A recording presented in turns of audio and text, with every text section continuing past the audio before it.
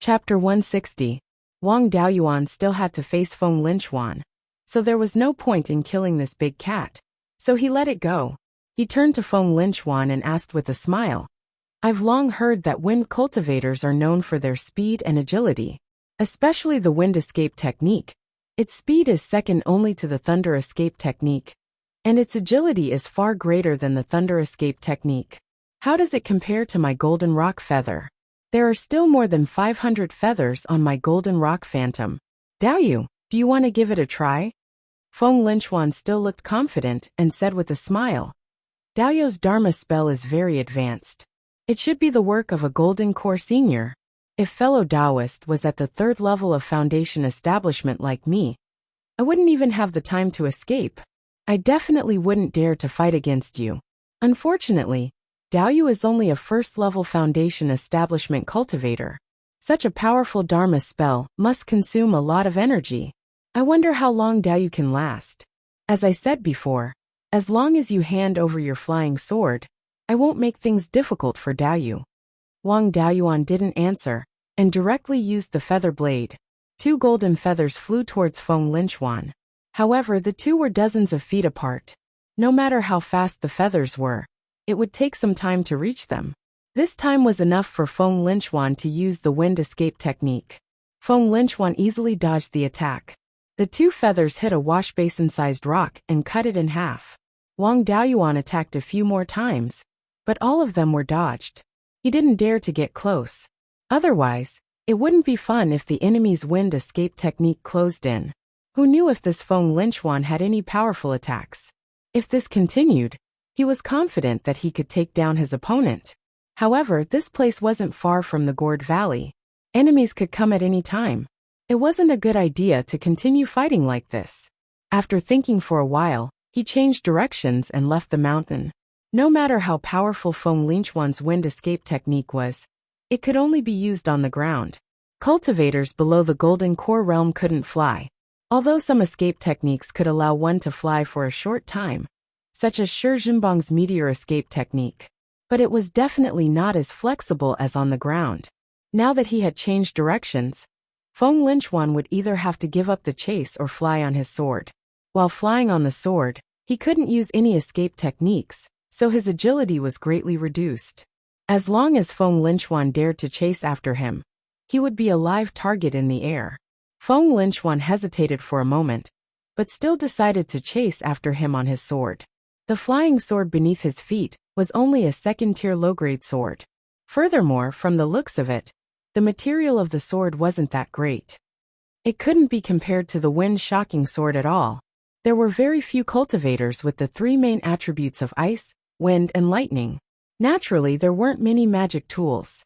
It was very difficult for cultivators with mutated spiritual roots to come across a suitable magic tool.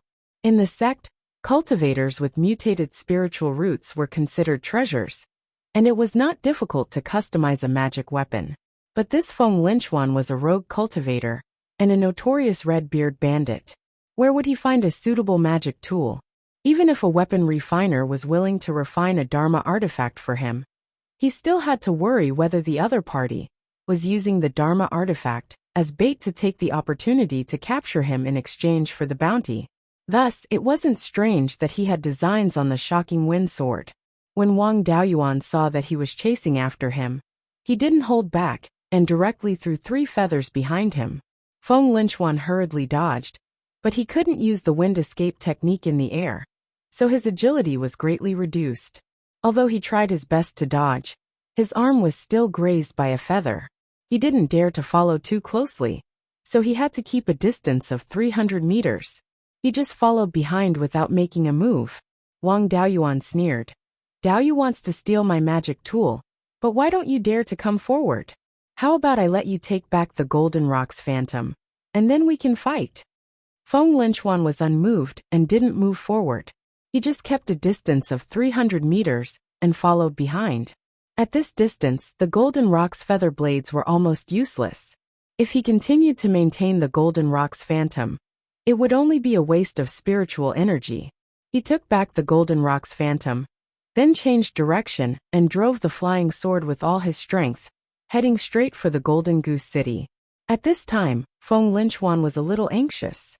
Once Wang Daoyuan entered the Golden Goose City, it would be completely impossible for him to seize the flying sword.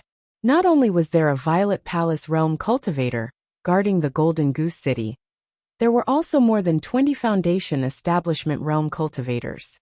In addition, there were large magic tools for guarding the city, and all kinds of array formations. Even a Violet Palace realm cultivator wouldn't be able to do anything, let alone an early-stage Foundation Establishment realm cultivator. Feng Linchuan also sped up and chased after Wang Daoyuan.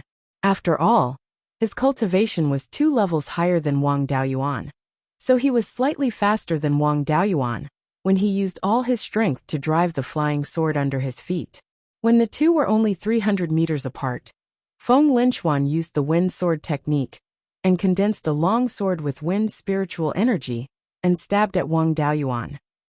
Wang Daoyuan was already prepared, and he already held the 5-dragon soul-chasing whip in his hand. His divine sense had already locked onto the opponent, so Feng Linchuan's every move couldn't be hidden from him. He turned around and lashed out with the whip, and the tip of the whip directly shattered the long sword formed by the wind sword technique. Then, a stream of energy shot out from the tip of the whip and went straight for Feng Linchuan's face. This whip technique was based on the sword techniques of sword cultivators, and the energy it released was very similar to sword chi. Its lethality couldn't be underestimated, and it was also very fast. Feng Linchuan hurriedly dodged, but unfortunately, he couldn't use the wind escape technique while flying on the sword, so his speed was much slower. However, as the leader of the Red-Beard Bandits, he was also a veteran. When he saw Wang Daoyuan's whip, he knew that this attack wasn't simple, so he used a 2nd-grade low-grade earth armor talisman while dodging. The energy from the tip of the whip arrived in the blink of an eye. The shadow of the khaki-colored armor was directly shattered.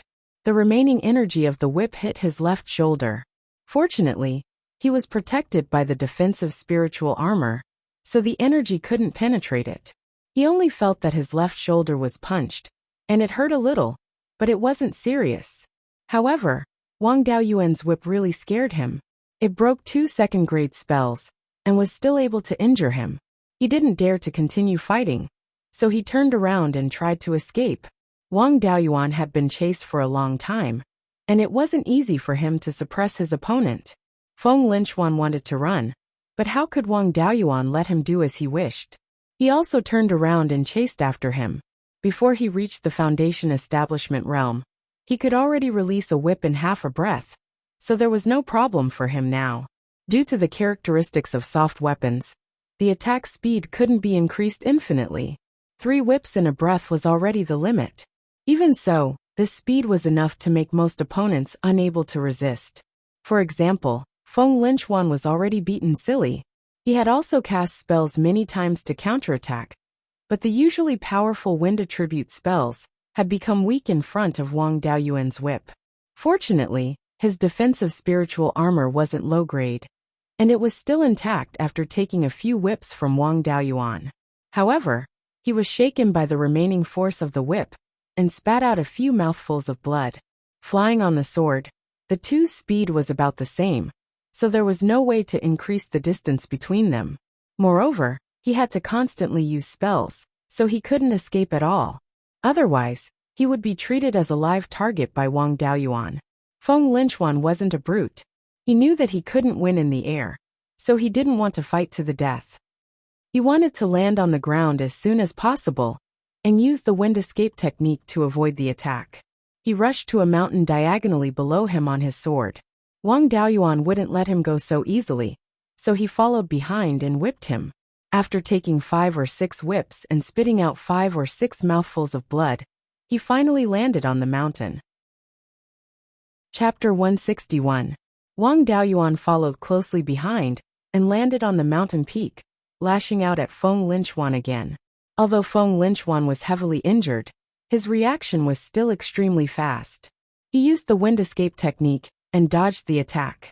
Wang Daoyuan couldn't keep up with the speed of 3 whips per second. After such a long time, he had used up more than half of his spirit energy. He had to slow down and lashed out once every 2 breaths. Seeing Feng Linchuan's fatigue, Feng Linchuan felt that his chance had come. Taking advantage of the gap, he used wind escape to rush over and kill him in one blow. Wang Daoyuan's divine sense had been watching him, so how could he let him succeed? He used cloud escape to dodge the sneak attack. He even turned around and lashed out at him. Feng Linchuan didn't make any defensive preparations and took the whip head-on, flying 10 meters away. Before he recovered, Wang Daoyuan took out a jar of 100-year scarlet blood wine and drank a few mouthfuls. After refining it a bit, his spirit energy recovered to 70 to 80%. This made Feng Linchuan, who wanted to rely on his cultivation and spirit energy to win, lose confidence. After drinking a few mouthfuls, he recovered more than half of his spirit energy. That jar of wine was enough to exhaust him to death several times. He no longer had any hope of winning, and took out a few middle-grade level 2 spirit talismans, saying, "I'm not good enough and I'm not Daoyu's match. But I still have a few middle-grade level 2 spirit talismans. If we really fight, it's hard to say who will win." Wang Daoyuan took out a stack of middle-grade level 2 spirit talismans and asked sincerely, "Is this the spirit talisman Daoyu is talking about?" Feng Linchuan was naturally knowledgeable. With a sweep of his divine sense, he knew that the 50 to 60 spirit talismans in Wang Daoyuan's hand were real. His face turned ashen. His trump cards were like cabbages to Feng Linchuan. What was there to fight about? After a while he sighed, saying, "I overestimated myself. If you want to kill me, do as you please." Wang Daoyuan laughed and said, "My Wang family has always minded our own business. Why would I want to kill Daoyu? This time, I participated in the encirclement of your side, because I was forced by the Liang family, and had no choice. From the beginning to the end, the cultivators of my Wang clan have not killed a single one of you. The Wang family has no intention of becoming enemies with you, so please do not invade our Wang family's property. Of course, if you insist on starting a war with my Wang clan will naturally accompany you." Only his own family knew that he had disguised himself as a Liang clan cultivator and killed the Red-Beard bandits. Things that outsiders didn't know about could be treated as if they had never happened. With that, he took out a pill bottle and tossed it to Daoyu. "Here are 10 second-grade rejuvenation pills, enough to heal Daoyu. As for this shocking wind sword, I only use it as a means of transportation. If Daoyu wanted it, there was no harm in giving it to Daoyu. However, this is something left behind by my ancestor, and as a descendant, I dare not give it away so easily. Please forgive me, Daoyu." Feng Linchuan had thought that he would die for sure, but not only did he not die, he even received a bottle of pills. He was overjoyed. Daoyu is too serious. This time, I was greedy and took the initiative to cause trouble for Daoyu. If it wasn't for Daoyu's magnanimity, I would already be dead. I can't repay you for not killing me. When I return to the Gourd Valley, I will advise my brothers not to become enemies with the Wang family." Wang Daoyuan cupped his hands. "Then I will have to trouble Daoyu. I will take my leave." With that, he flew towards Gold Goose City. After resolving his conflict with Feng Linchuan, Wang Daoyuan finally let out a sigh of relief. If he couldn't resolve this matter, and the Red-Beard bandits became enemies with his family, he wouldn't be able to survive. All of his family's properties to the north of Jade Spring Peak would be gone. Even if those properties were gone, the Wang family wouldn't suffer a great loss. However, the family's path to the elemental mystery realm would be cut off, and they wouldn't be able to move ordinary family members there. It would be best if they could resolve this matter peacefully. The Liang family should face the Red-Beard bandits themselves. After flying for dozens of miles, Wang Daoyuan sent a message to the family head, telling him that he was safe and asked if he was safe. The family head replied that he had arrived at Gold Goose City safely. Wang Daoyuan felt relieved and was no longer in a hurry to travel. At this time, it had been 4 to 6 hours since they left the Gourd Valley. The cultivators who broke out of the encirclement should have escaped to the south of Mount Huiyan. Since the Red-Beard bandits swept through the Liang family's properties 7 years ago, all the families south of Mount Huiyan were on high alert. Once the Red-Beard bandits came to the south of the mountain, all the families would unite to fight against them. Therefore, The Red-Beard bandits didn't dare to openly cause trouble in the south of the mountain. The cultivators who broke out of the encirclement would be safe once they reached the south of the mountain. Wang Daoyuan followed the southern foot of Mount Huiyan and headed east. After flying for a few hundred miles, he suddenly heard the sound of fighting coming from behind a small mountain in front of him.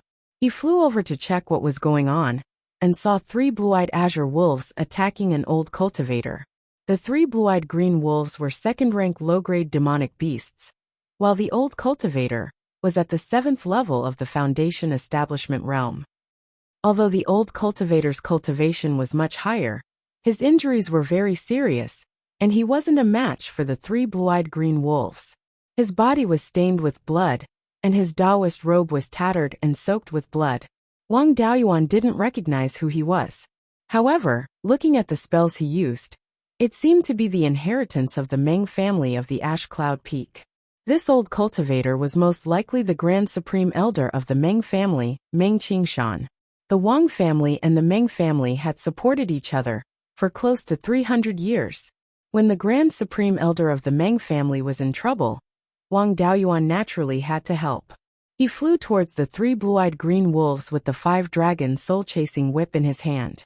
With the 5 elements whip in his hand, he directly smashed the head of one of the blue-eyed green wolves. The remaining force of the whip hit the stone under the wolf's feet, causing countless fragments to fly. The fragments hit the other 2 wolves, causing them to let out a series of miserable cries. They no longer cared about their dead companions, and turned to run. Seeing one of the blue-eyed green wolves dead and 2 fleeing, Meng Qingshan heaved a sigh of relief. He was already nearing the end of his life. Even if he recuperated well, he didn't have many days left. Now he was seriously injured. Previously, he was holding on with a single breath. Now that he was relieved, he collapsed on the ground powerlessly. Wang Daoyuan used the rejuvenation technique. His wood attribute spiritual energy had vitality, so the effect of using the rejuvenation technique was quite good. However, for someone like Meng Qingshan who was at the end of his life, he could only let him live a little longer. Meng Qingshan regained some spirit and looked at Wang Daoyuan, saying, "Little friend Wang, thank you for saving my life. However, my time is up, so I'm afraid I've wasted little friend's spiritual energy in vain. While I can still speak, I have some last words. I'll have to trouble little friend to help me pass them on to Meng Changfeng. Although I've already explained the important matters before coming here, I'm still worried." Wang Daoyuan took out an image recording pearl, saying, "Senior Meng, if you have something to say, please say it. This image recording pearl can record both images and sound. I'll pass this image recording pearl to Meng Changfeng and Daoyu." Saying this, he used his divine sense to activate the image recording pearl and walked into the distance. Meng Qingshan thanked Wang Daoyuan, then began to carefully explain some details, as well as his worry about Meng Changfeng taking over the family so early. Finally, Meng Qingshan said, "Changfeng, although your cultivation talent isn't bad, your ability to take the helm can only be considered average. You lack foresight and are easily confused by the benefits in front of you. The rise of the Wang and Yang families is already set. The Liang family will find it difficult to compete with them. The Meng family has been friends with the Wang and Yang families for nearly 300 years. If we follow the 2 families, the Meng family can rely on the legacy of our ancestors to rise again. If we board the wrong boat, I'm afraid the family will be ruined in your hands. This old man won't be able to die in peace." Saying this, Meng Qingshan breathed his last. Wang Daoyuan put away the image recording pearl, cut down a few trees, and made a coffin. He simply put away Meng Qingshan. Chapter 162. Wang Daoyuan released Yin Yi from the spiritual bead space, found a few vines, and tied Meng Qingshan's coffin to its back. After all, the Wang and Meng families were old friends, so they still had to respect Meng Qingshan's body. It was not appropriate to directly put it in the storage bag. This place was more than 2,000 miles away from the Meng family's Ash Cloud Peak. Foundation establishment cultivators could only fly on their swords, so their ability to carry weight was very weak. Carrying a coffin, they couldn't fly on their swords, and walking for more than 2,000 miles was time-consuming. With Yin Yi here, It was natural to let it do the hard work. At first, this guy was the overlord of the space, bullying whoever it caught. Later, when the fierce blood pigs reproduced, it was beaten until it didn't dare to land. There were golden wings in the sky. Yun Yi's fighting ability in the air was incomparable to that of the golden-winged goshawk, so it was bullied until it couldn't fly. Living in the space was very suffocating, so it always wanted to come out for a stroll. But Wang Daoyuan had been busy refining pills and making talismans, so he didn't have time to take it out. It was also a troublemaker, so he didn't dare to let it out casually. At this time it finally came in handy. With a body of 5 to 6 meters long, its flying speed and flexibility couldn't be compared with the golden wings. But it was good at carrying weight. As long as it came out to play, it was willing to carry a big stone, let alone a coffin. After restraining Meng Qingshan, Wang Daoyuan sent a message to the patriarch, telling him about Meng Qingshan. After the patriarch learned about it, he didn't wait for him, and immediately set off from Jinyan City, returning to Yuchuan Peak. 3 hours later, Yunyi arrived outside the Ash Cloud Peak. When the Meng family members on the Ash Cloud Peak saw a huge white tiger flying in the sky outside, they were so scared that they immediately opened the mountain protection array. Wang Daoyuan's flying speed was much slower than Yun Yi's. After half a cup of tea's time, he arrived at the Ash Cloud Peak. He shouted to the cultivators on the peak, "Meng family cultivators, don't panic. I'm Wang Daoyuan of the Wang family. This Yunyi tiger is my spiritual beast. Your family's grand elder died in Mount Huiyan. I'm here to return Senior Meng's body." Moments later, the Ash Cloud Peak's protective array closed, and a person flew out on a flying sword. It was none other than the Meng family's patriarch Meng Changfeng. He led Wang Daoyuan to the Ash Cloud Peak and bowed to Wang Daoyuan.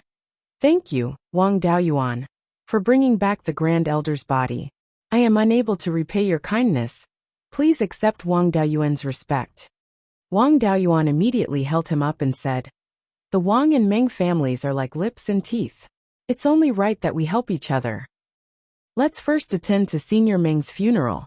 Wang Daoyuan removed the coffin from Yunyi's back and handed it to the Meng family members. He put Yunyi back into the Spirit Pearl space and glanced around. Meng Changfeng immediately understood and led him to the reception area before dismissing everyone. Wang Daoyuan handed the image recording pearl to him and said, "Senior Meng was besieged by 3 blue-eyed green wolves. When I rushed over, he was already seriously injured and difficult to treat. In addition, he's already old. Even if I use the rejuvenation technique, I can only make Senior Meng leave behind his last words.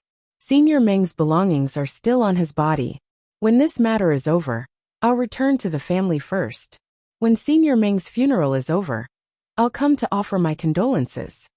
Meng Changfeng sent him out of Ash Cloud Peak before returning. Wang Daoyuan put Yunyi back into the Spirit Pearl space and returned to Jade Spring Peak. At this time, the Patriarch had also returned to Jade Spring Peak. Wang Daoyuan arrived at the Patriarch's cave and saw that he was covered in wounds. However, his breathing was very stable, so he shouldn't have suffered any internal injuries.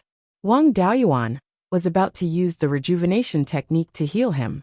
The Patriarch stopped him with a smile and said, "You're usually quite quick-witted. Why are you so muddle-headed today?" This time, the encirclement of the Red-Beard bandits failed. Every family has suffered losses. Now that you've returned, if I don't leave some injuries on my body, won't I attract hatred? Anyway, they're all superficial wounds. They'll heal in a few days. I've already announced to the public that I'm seriously injured and can't handle matters. I'll leave all the family matters to you and Shui. Go out, I need to recuperate." Wang Daoyuan left the Patriarch's cave and went to the general hall to help deal with some family matters. Soon the losses in this battle spread. The Liang family was the most miserable. They were chased and beaten by the Red-Beard bandits. One foundation establishment cultivator from the Liang family died. One was seriously injured, and one was lightly injured. One foundation establishment cultivator from the affiliated family died, and the rest were all injured.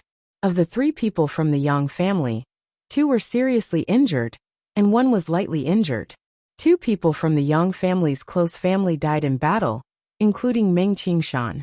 Of the 10 Foundation establishment cultivators from the Netherworld sect, 3 were seriously injured and 6 were lightly injured. The formation master surnamed Wu died in battle. There were more than 30 people who went out this time, and there were only a few who didn't suffer any injuries like Wang Daoyuan. This time, the Liang family was going to lose a lot of money. Just compensating the injured cultivators would cost tens of thousands of spirit stones. In addition to the few who died in battle, it would be another tens of thousands of spirit stones. The most difficult one was still the formation master surnamed Wu. Liang had borrowed him from the Netherworld sect. It wasn't a matter that could be settled with tens of thousands of spirit stones. The value of a third-rank formation master wasn't low. Moreover, formation masters and sects all had masters. How could a third-rank formation master's master have a low status? This time, Liang wouldn't be able to report back to the Netherworld sect. However, the Liang family didn't gain nothing this time. The Yang family and Netherworld sect cultivators worked together to kill the mid-stage Foundation establishment cultivator of the Red-Beard Bandits. This time, both the Yang family and the Netherworld sect were dragged down by the Liang family. Compared to a single Foundation establishment cultivator, the Liang family killing dozens of Qi refinement cultivators was nothing. The Yang family obtained a few docks and the lucrative job of guarding the clear glass market. However, they offended the Red-Beard Bandits. It was hard to say what they gained or lost, but at least for now, they had profited greatly. On the Wang family side, Wang Daoyuan tricked Feng Linchuan. At the very least, the Red-Beard Bandits wouldn't hold a grudge against them, and they obtained a second-rank cinnabar mine for free. The Liang family suffered great losses, but with someone to share the burden of the Red-Beard Bandits, they had a chance to catch their breath.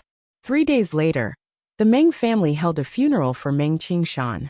This time the Ashcloud Peak wouldn't be peaceful. It was hard to say if the Liang family would take advantage of the Meng family's weakness to bully them. At the very least, it was certain that they would refuse to pay the compensation of 10,000 spirit stones. The Yang family definitely wouldn't let the Liang family have their way. They would send a Foundation establishment cultivator to support them. As their ally, the Wang family couldn't just stand by and watch.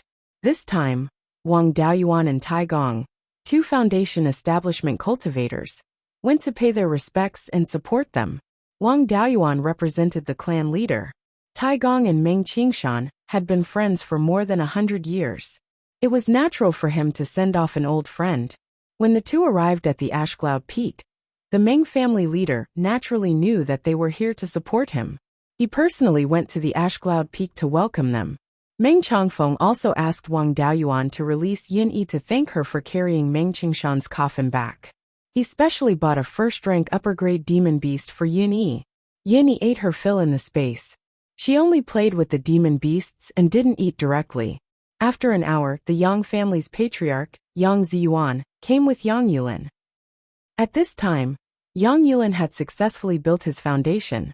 After bowing to the Meng family's patriarch, he ran to catch up with Wang Daoyuan. Not long after, the Liang family's patriarch arrived with 5 Foundation establishment cultivators. How were they here to pay their respects? They were simply here to fight. After the 6 Foundation establishment cultivators from the Liang family arrived at the Ashcloud Peak, they ignored Meng Changfeng and didn't bow to the deceased. They directly released their auras to pressure Meng Changfeng. Meng Changfeng only had 5 Foundation establishment cultivators, and 3 of them were early-stage Foundation establishment cultivators. They were at a disadvantage in terms of aura. Yunyi was using its claws to tease the first-rank upper-grade demon beast when it felt someone pressuring it with their aura. It stood up and roared angrily. Even though its cultivation was low, its bloodline was still that of a grade 2 high-tier demonic beast. On top of that, it had a massive body and a resounding roar. Apart from Wang Daoyuan, the other Foundation establishment cultivators present were stunned. Chapter 163. When Yunyi saw that the Liang clan had ill intentions towards its master, it walked behind Wang Daoyuan and stared at them with its tiger-like eyes. It was about 50 to 60 feet long. When it stood up, its head was about 20 feet tall, which was about the height of 4 strong men combined. Even 8 to 10 cultivators of the same level couldn't suppress its aura. It even purposely opened its mouth halfway, revealing its 1-foot-long canine teeth, and licking its mouth from time to time. If a battle really broke out at such a close distance, even a mid-stage foundation establishment cultivator could be killed by Yun Yi in an instant if they didn't have a high-level escape technique. Seeing that he couldn't take advantage of it, Liang Jiaxing snorted and said, "How can an animal be so impudent in Daoyu's morning hall?" Wang Daoyuan smiled and said, "The animal is rude. Seniors, please excuse us." The people behind Liang Jiaxing were a little embarrassed. They came to pay their respects, but they didn't pay their respects to the deceased's family and directly used their aura to suppress them. They were the most rude ones. As the head of the Meng clan, Meng Changfeng naturally didn't want to make things too tense. If a fight broke out, the Meng clan would be the one to suffer the most.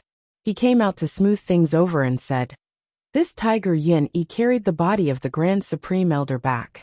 I asked Daoyu to release it and use a demonic beast to thank it.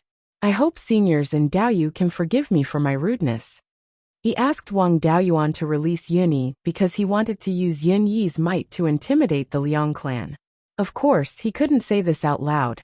Wang Daoyuan also knew what he meant, but since he came to help, he would help until the end. Yun Yi was also quite happy to receive an appearance fee. Liang Jiaxing also stopped pestering Yun Yi and asked Meng Changfeng, "How did Daoyu pass away?" Meng Changfeng answered, "In reply to Senior Liang, after the Grand Supreme Elder broke out of the encirclement, he was chased by 3 blue-eyed wolves. When he was seriously injured, he was saved by King Daoyu. He passed away after leaving behind his last words." Liang Jiaxing turned to Wang Daoyuan and asked, "Little friend Wang, do you have proof that Daoyu was killed by the blue-eyed green wolf?" Wang Daoyuan knew that Liang Daoyu wanted to renege on the debt, so he didn't waste time talking nonsense with him. He directly blocked his words and asked, "Liang Daoyu, are you trying to renege on the debt? Not to mention that Senior Meng was killed by demonic beasts in response to the Liang clan's call. Even if you follow the Liang clan into the mountains and directly pass away, the Liang clan will not be able to renege on the 10,000 spirit stones." Liang Jiaxing was choked by his words, but he couldn't lower himself to bicker with someone who was more than 100 years younger than him. He could only explain, "I just want to ask about the cause of Daoyu's death." Wang Daoyuan sneered, "Senior Meng hasn't been buried yet. Liang Daoyu can go and see for yourself. Liang Daoyu can't even see the wounds caused by demonic beasts, right?" Meng Changfeng led everyone inside to pay respects to Meng Qingshan's remains. Although the Meng clan had already changed Meng Qingshan into clean clothes, they still couldn't cover the wounds on his neck and hands. It was obvious that they were caused by demonic beasts. Just the exposed wounds could be fatal, not to mention that Meng Qingshan wasn't far from the end of his life. Meng Qingshan's death at the hands of demonic beasts could be said to be conclusive evidence. Liang Jiaxing was still self-aware. Previously, he used his aura to suppress others, but in the end, he suffered a crushing defeat. Now that he was in the wrong, there was no way he could win in a quarrel. He might as well admit that Meng Qingshan died at the hands of the blue-eyed wolves. He took out 10,000 spirit stones and handed them to Meng Changfeng. There was no point in him staying any longer. After exchanging a few pleasantries with Meng Changfeng, he was about to leave with his people. Wang Daoyuan shouted, "Liang Daoyu, my clan head is also seriously injured and can't manage matters. I hope that Liang Daoyu can send 3,000 spirit stones as compensation to Jade Spring Peak as soon as possible." Liang Jiaxing's face darkened. He didn't want to deal with the Wang clan anymore, so he directly threw a storage bag at Wang Daoyuan. He used 20% of his strength in this throw. If an ordinary first-layer foundation establishment cultivator caught it, they wouldn't be injured, but it was inevitable that they would fall. Wang Daoyuan raised his right arm and stretched out 2 fingers, acting as if he was going to catch the storage bag. Liang Jiaxing's face revealed a smug expression, as if he could already see Wang Daoyuan being smashed to the ground by the storage bag. But unexpectedly, Wang Daoyuan didn't catch it at all. Instead, he flicked it with 2 fingers. The storage bag flew diagonally upwards, and Yuni caught it with her mouth. Liang Jiaxing's 20% spiritual energy was nothing to Yun Yi's huge body. Yun Yi obediently placed the storage bag in Wang Daoyuan's hand. There were 3,000 spirit stones in the storage bag. Wang Daoyuan could easily catch it if he really wanted to, but there was no need to expose his strength for nothing. Liang Jiaxing didn't stay to watch the show, and left with his people.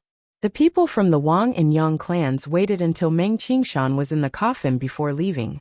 Wang Daoyuan followed Taigong back to Jade Spring Peak. Clan head Wang Jian summoned all the elders who stayed at Jade Spring Peak to the executive hall. Wang Daoyuan rushed to the executive hall as soon as he returned. When the clan head saw him walk in, he smiled and said, "Since everyone is here, let's start the meeting. Today might be the last time I gather all the elders for a meeting." Everyone was a little worried. The clan head had previously announced that he was seriously injured and couldn't manage matters. Now that he said this, everyone thought that he was seriously injured and couldn't continue to be the clan head in the future. Wang Jian explained, "You don't have to worry. I only suffered superficial wounds before, and I've already recovered. This time, it's not a bad thing that I want to give up the position of clan head. I feel that my cultivation is about to break through to the 9th level of foundation establishment. In the future, I will focus on cultivation and strive to reach the peak of foundation establishment as soon as possible and try to open the Purple Palace." The peak of foundation establishment was also considered the 9th level of foundation establishment. However, just breaking through to the 9th level of foundation establishment definitely couldn't open the Purple Palace immediately. It still needed to accumulate. And the peak of foundation establishment was an existence that could open the Purple Palace at any time. Everyone was relieved after hearing Wang Jian's words. Wang Jian continued, "Therefore, I plan to give up the position of clan head and concentrate on cultivation. What everyone wants to discuss is who should take over the position of clan head. There are 3 people who are suitable to be the clan head. They are Shui Daoyuan and Dao Chang. Dao Chang has been focusing on cultivation since he was young. He doesn't have enough experience, and is still a little immature. There's no need to talk about Shui. The clan has nurtured him as the successor for decades, and he has gained experience in various industries. He's also very experienced in doing things. Naturally, he's suitable to be the clan head. As for Dao Yuan, whether it's his personality or ability, he's not inferior to Shui at all. There's no need to talk about experience.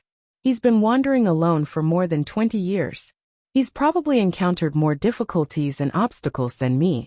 As for contributions, there are some things that must be kept strictly confidential.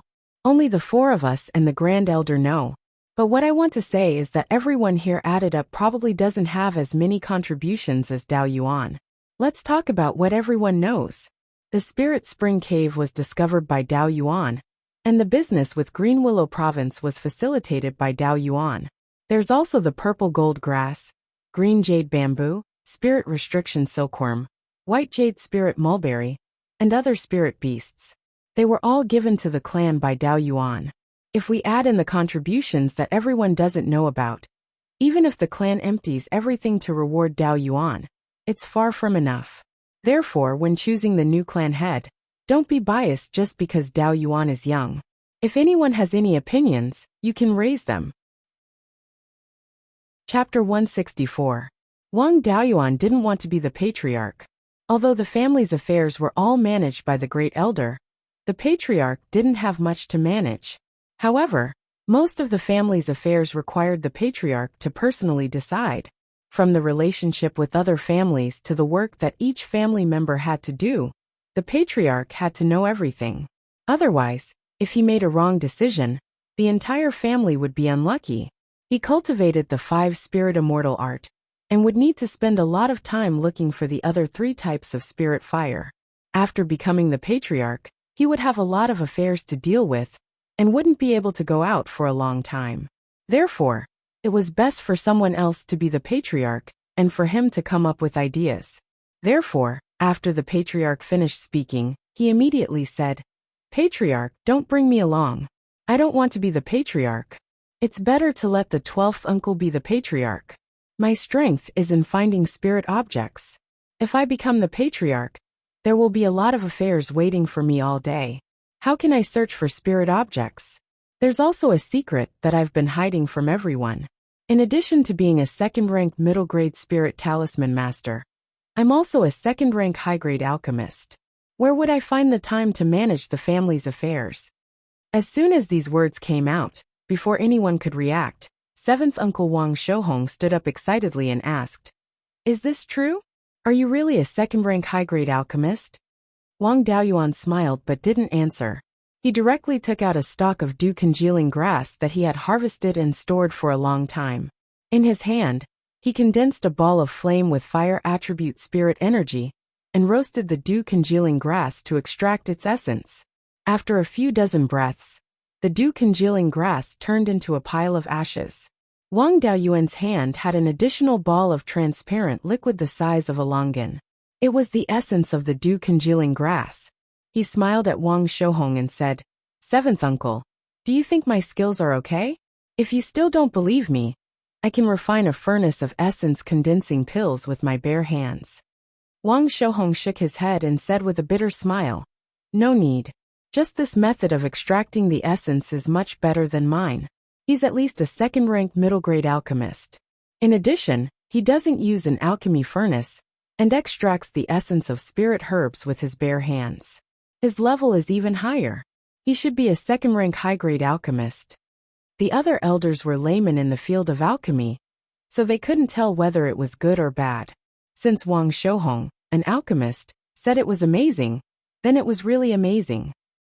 The patriarch thought for a long time and said, "I thought that since you have made such a great contribution, when you become the patriarch, everything in the clan will be handed over to you.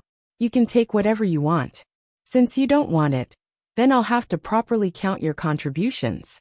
Before I abdicate, I'll make one final decision. You'll get 30% of the benefits from your contributions to the family. This is what you should be given according to the family rules. For those that need to be kept secret, half of the profits will go to you. Whether you want it or not, the family will keep it for you. You can use it whenever you want. You can do whatever you want with these spirit stones. You can even throw them into the river. Also, you can't just ignore everything. Pick a position yourself. While I'm still the patriarch, I can promise you that you can have any position you want." Wang Daoyuan was very satisfied that he didn't need to be the patriarch and didn't need to be restrained. He pondered for a long time and said, "Patriarch, since you mentioned the issue of the family rules, I'll talk about my views on them. I just want to say that the rules of our Wang clan and the vast majority of other clans are simply terrible. I've always wanted to reform the family rules, but I was busy with the matter of building my foundation and didn't have time to care about these things. Since Patriarch wants me to pick a position, I'll pick a position that can propose reforms for the family." Ninth great uncle said, "The rules of all the clans I know are more or less the same. Everyone is like this." Wang Daoyuan replied, "The biggest problem is that everyone is like this. It shows that no one is making changes. There is nothing perfect in this world. And the same goes for the clan rules. There are always loopholes that can't be fixed no matter how much you fix them. Every loophole in the clan rules, once discovered and exploited, will cause harm to the clan. If this loophole isn't fixed, then the damage it causes will accumulate, and the damage to the clan will become greater and greater, until it can destroy the entire clan. Only by constantly patching up the loopholes can the clan have a chance of surviving. As far as I know, there isn't a single clan in the state of Zhao that can surpass 10,000 years. Even in the whole of Beiyuan Xiuxian, there isn't a clan with 10,000 years of history. There are very few clans with more than 1,000 years of history. Most of the clans are gone in a few hundred years. One or two clans can be said to be an accident, but if all the clans are like this, then all the clans have made similar mistakes. This similar mistake is the clan rules." The patriarch nodded and said, "Since you want this position, then I'll give it to you. I'll appoint you as the reform elder. In the future, you'll be in charge of changing the clan rules. Since Dao Yuan isn't willing to be the patriarch, then Shui will be." "Dao Yuan, tell us roughly how to change it. According to you, the clan rules are related to the life and death of the clan. We have to know how you want to change it." Wang Daoyuan replied. Since we're all in the upper echelons of the clan, then we'll change it from top to bottom. We'll start with the elders. First of all, there's a problem with the selection of elders.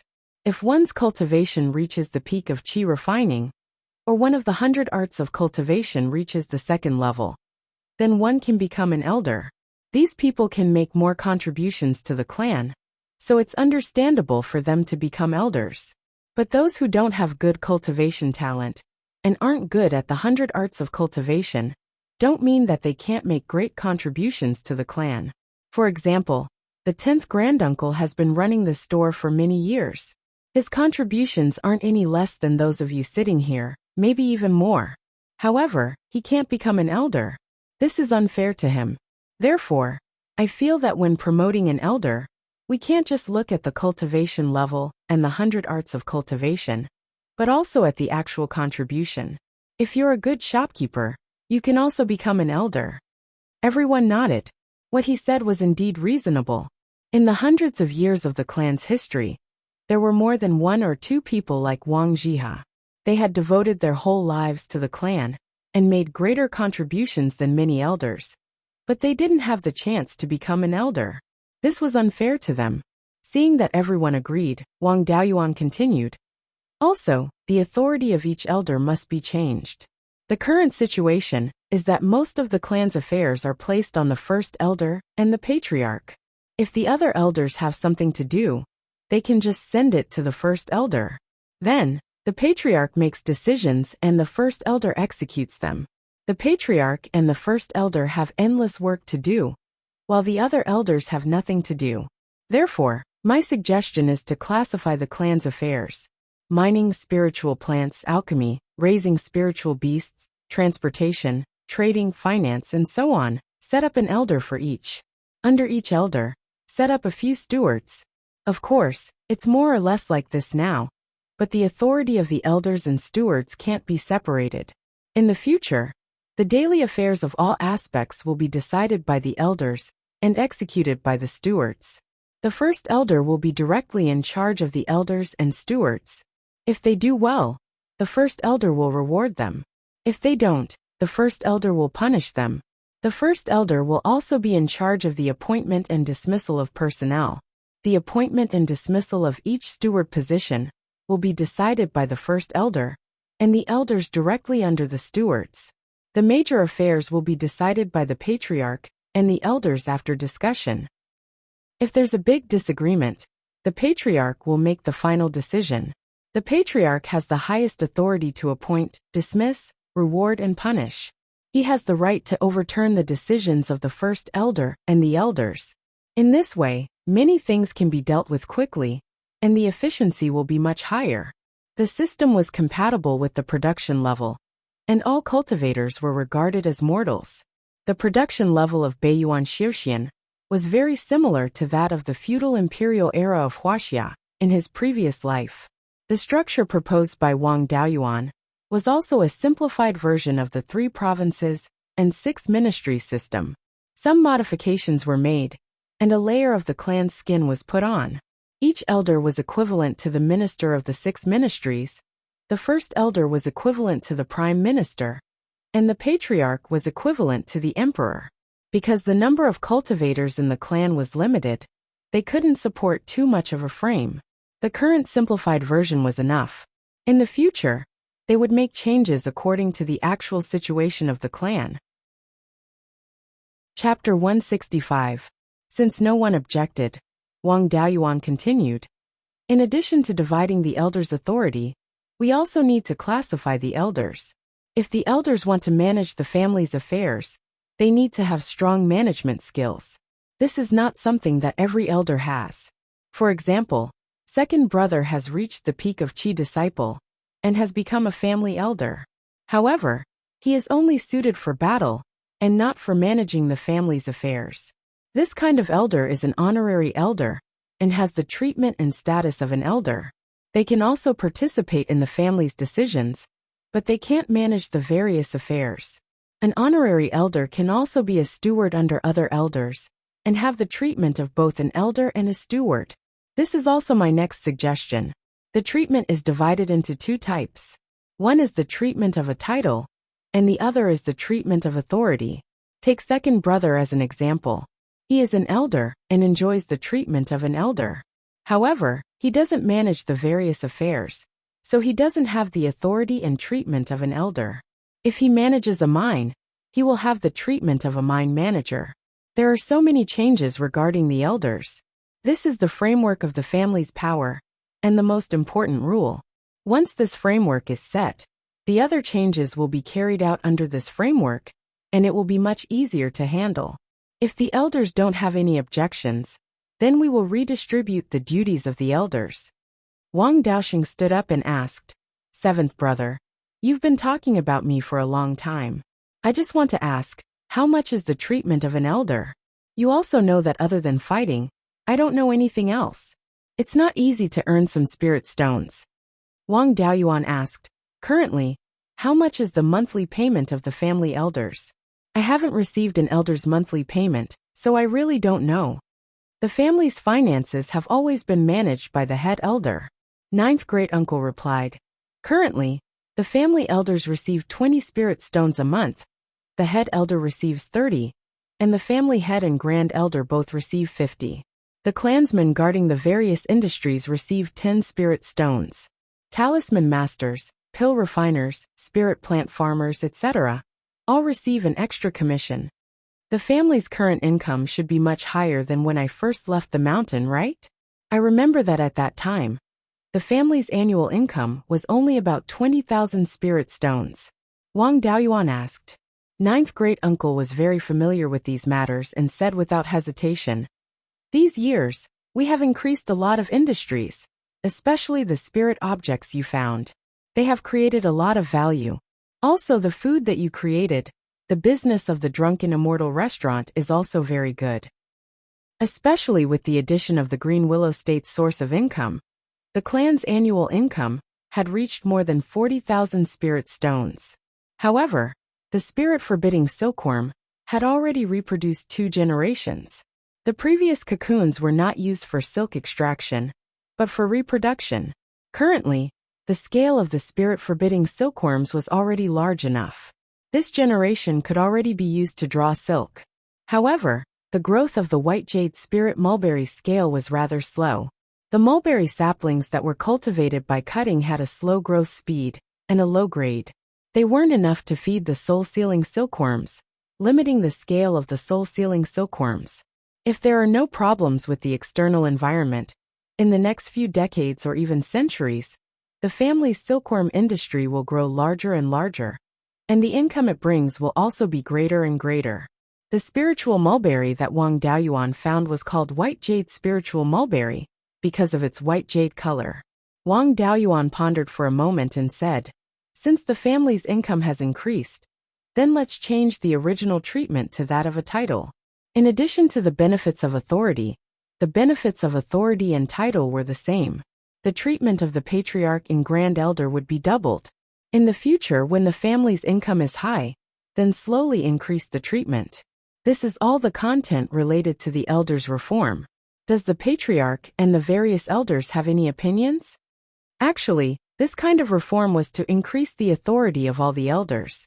Previously, head elder seemed to have great authority, but he was tied down by daily trivial matters and did not have time to exercise his authority at all. All the authority was in the hands of head elder. The other elders did not have much authority at all. Those with authority did not have time to manage matters, and those with time to manage matters did not have authority. Now that the authority was divided, head elder and the patriarch would have greater control over the family. The other elders also had the authority to manage matters. In addition, the various elders' treatment had increased. Everyone had no objections. The patriarch smiled and said, "Since everyone feels that what Daoyuan said makes sense, then I'll make the decision and decide to start the family's reform."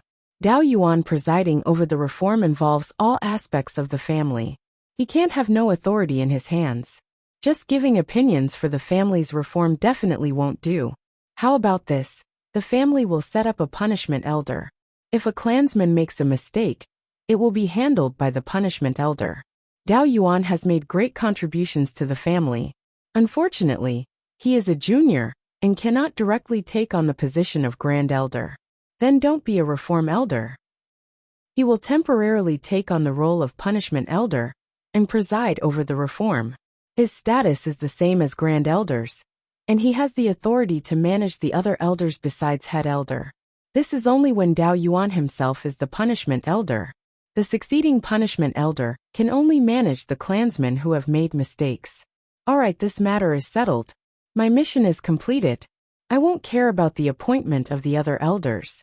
After saying that, he took out a few books and a few jade slips from his storage bag and handed them to Wang Shui, saying, Shui, the family's income and expenditure records, various industries, and the situation of the clansmen are all here. From now on, you are the Patriarch. Everyone stood up and bowed to Wang Shui, saying, Greetings, Patriarch. They bowed to Wang Jian again, saying, Greetings, Grand Elder. Wang Jian stood up and said, In the future, the family's matters will be handed to you all. After saying that, he walked out of the meeting hall. Everyone bowed in unison, saying, Farewell, Grand Elder. Wang Shui had been groomed as the successor of the Patriarch for dozens of years. It was not difficult for him to exercise the authority of the Patriarch.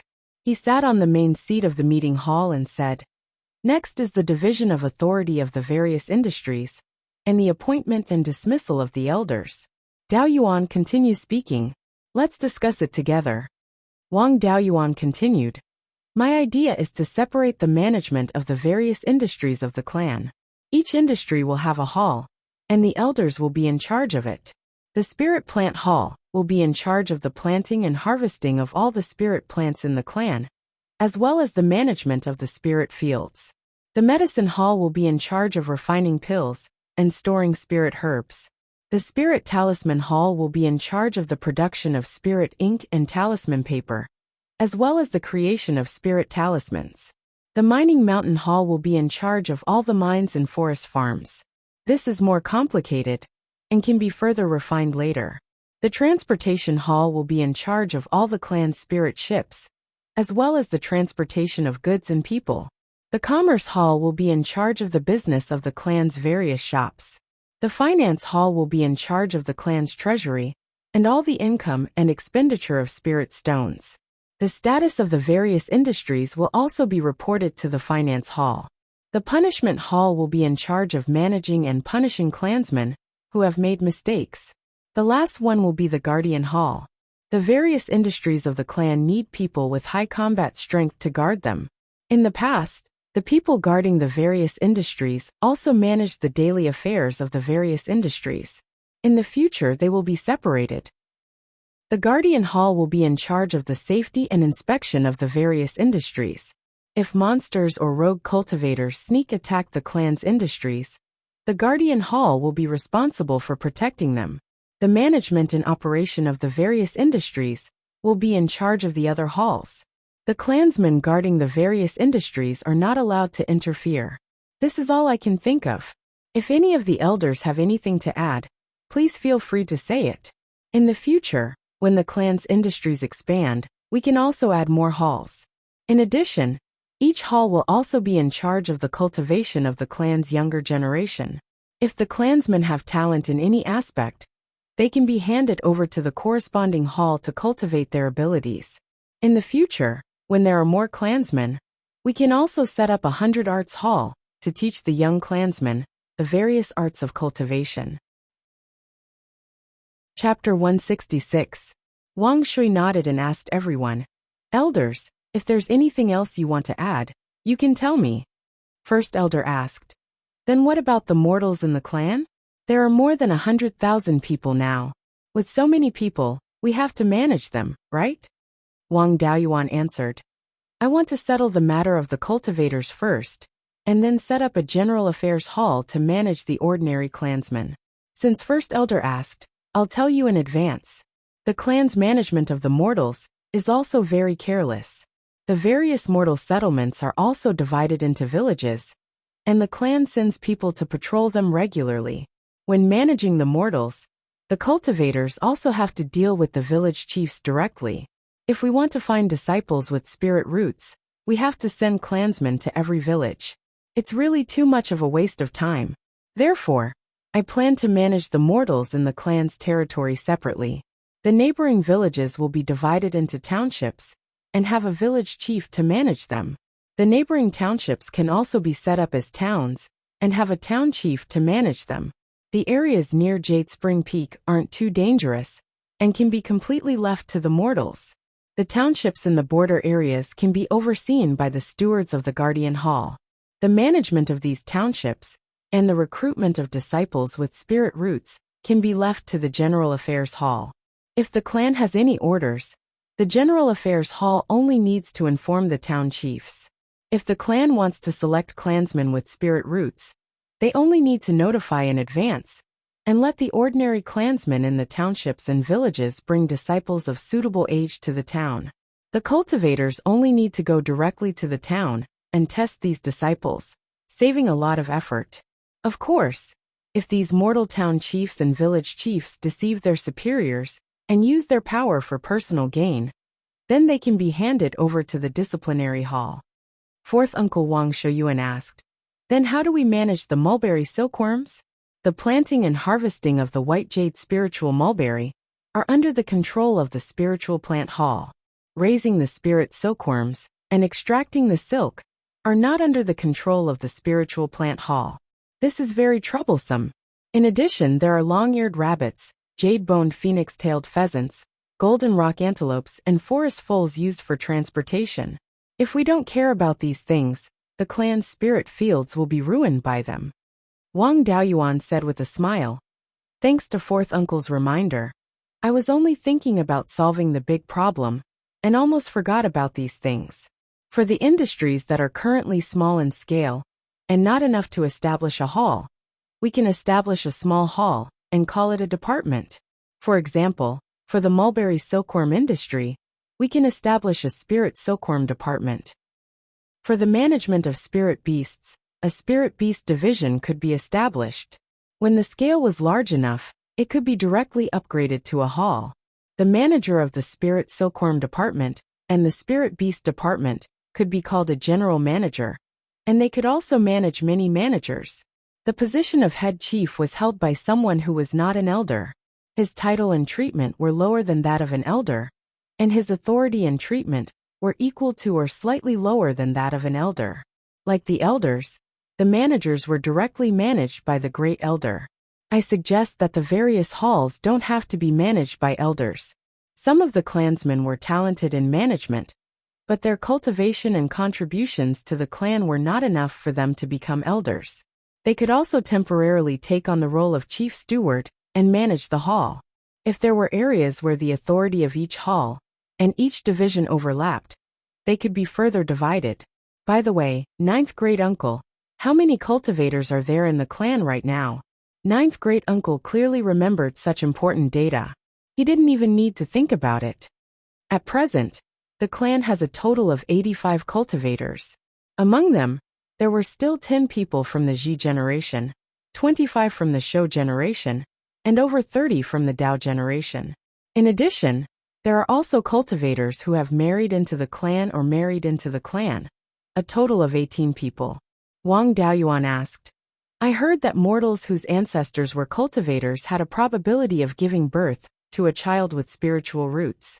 The highest was 1 in 10, and the lowest was 1 in 1,000.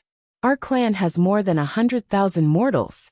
Even if a large portion of the clansmen were the descendants of more than 30 generations of our ancestors, the probability of giving birth to a cultivator dropped to 1 in 1,000. At the very least, there should be several hundred cultivators, but the clan's present cultivators are less than 100. What's going on? The great elder replied, There is indeed a saying that the probability of giving birth to a child with spiritual roots is higher among the mortal descendants of cultivators. However, this is not only a matter of bloodline, but also a matter of living environment. The close relatives and descendants of cultivators live in places rich in spiritual aura. Occasionally, they can eat spiritual grains and accumulate some spiritual aura in their bodies. Their children are influenced by the accumulated spiritual aura in their bodies, and the probability of them having spiritual roots is higher. If they live in places with thin spiritual aura and can't eat spiritual grains, the probability of their descendants having spiritual roots is not much higher than that of ordinary mortals. Wang Daoyuan pondered for a moment and said, "It seems that in order to increase the number of cultivators in the clan, we must first gather the clansmen in places rich in spiritual aura. In addition, the close relatives of the clan's cultivators, as well as the wives and concubines of the cultivators, after they become pregnant, the clan will provide them with spiritual grains for free. With the clan's financial resources, it is impossible to provide for all the clansmen. We can only give priority to the close relatives of the cultivators. These matters can be handed over to the General Affairs Hall to manage in the future. Right now, we can only let the Great Elder manage it. In the future, the treatment of the clansmen will also have to change. According to the amount of contribution, they will be given a monthly allowance.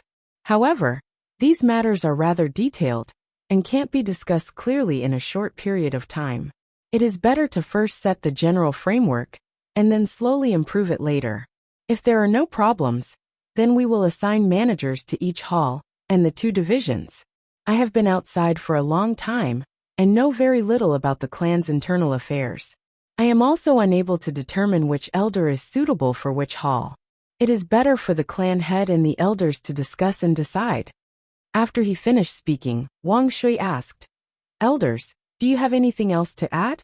If not, then we will discuss which hall each elder will be in charge of." None of the elders had any objections. Following this, they discussed the authority of each elder. Spiritual plants, pills, and talismans. These 3 halls were purely technical institutions. Those who didn't understand couldn't manage them. 4th Uncle Wang Shuyuan was the spiritual plants elder and managed the spiritual plants hall. 7th Uncle Wang Shouhong was the pill elder and managed the pill hall. 5th Uncle Wang Shuyi was the spirit talisman elder. Wang Shuyi was 9th uncle's son and Wang Daoqing's father. Wang Shuyi was very similar to Wang Jida. His cultivation talent wasn't bad, and his talisman talent was also above average. At this moment, he was both peak Qi disciple and a 2nd-level lower talisman master. It was natural for him to be the spirit talisman elder. 10th Uncle Wang Jihe was directly promoted to be the commerce elder and managed the commerce hall. The guardian hall and the transportation hall both needed to be strong enough in fights of magical powers. In addition, the transportation hall also needed to be familiar with the waterways. These 2 positions were best left to 8th Uncle and 9th Aunt. 9th Aunt guarded the northern part of the clan all year round and had little to do with water transportation.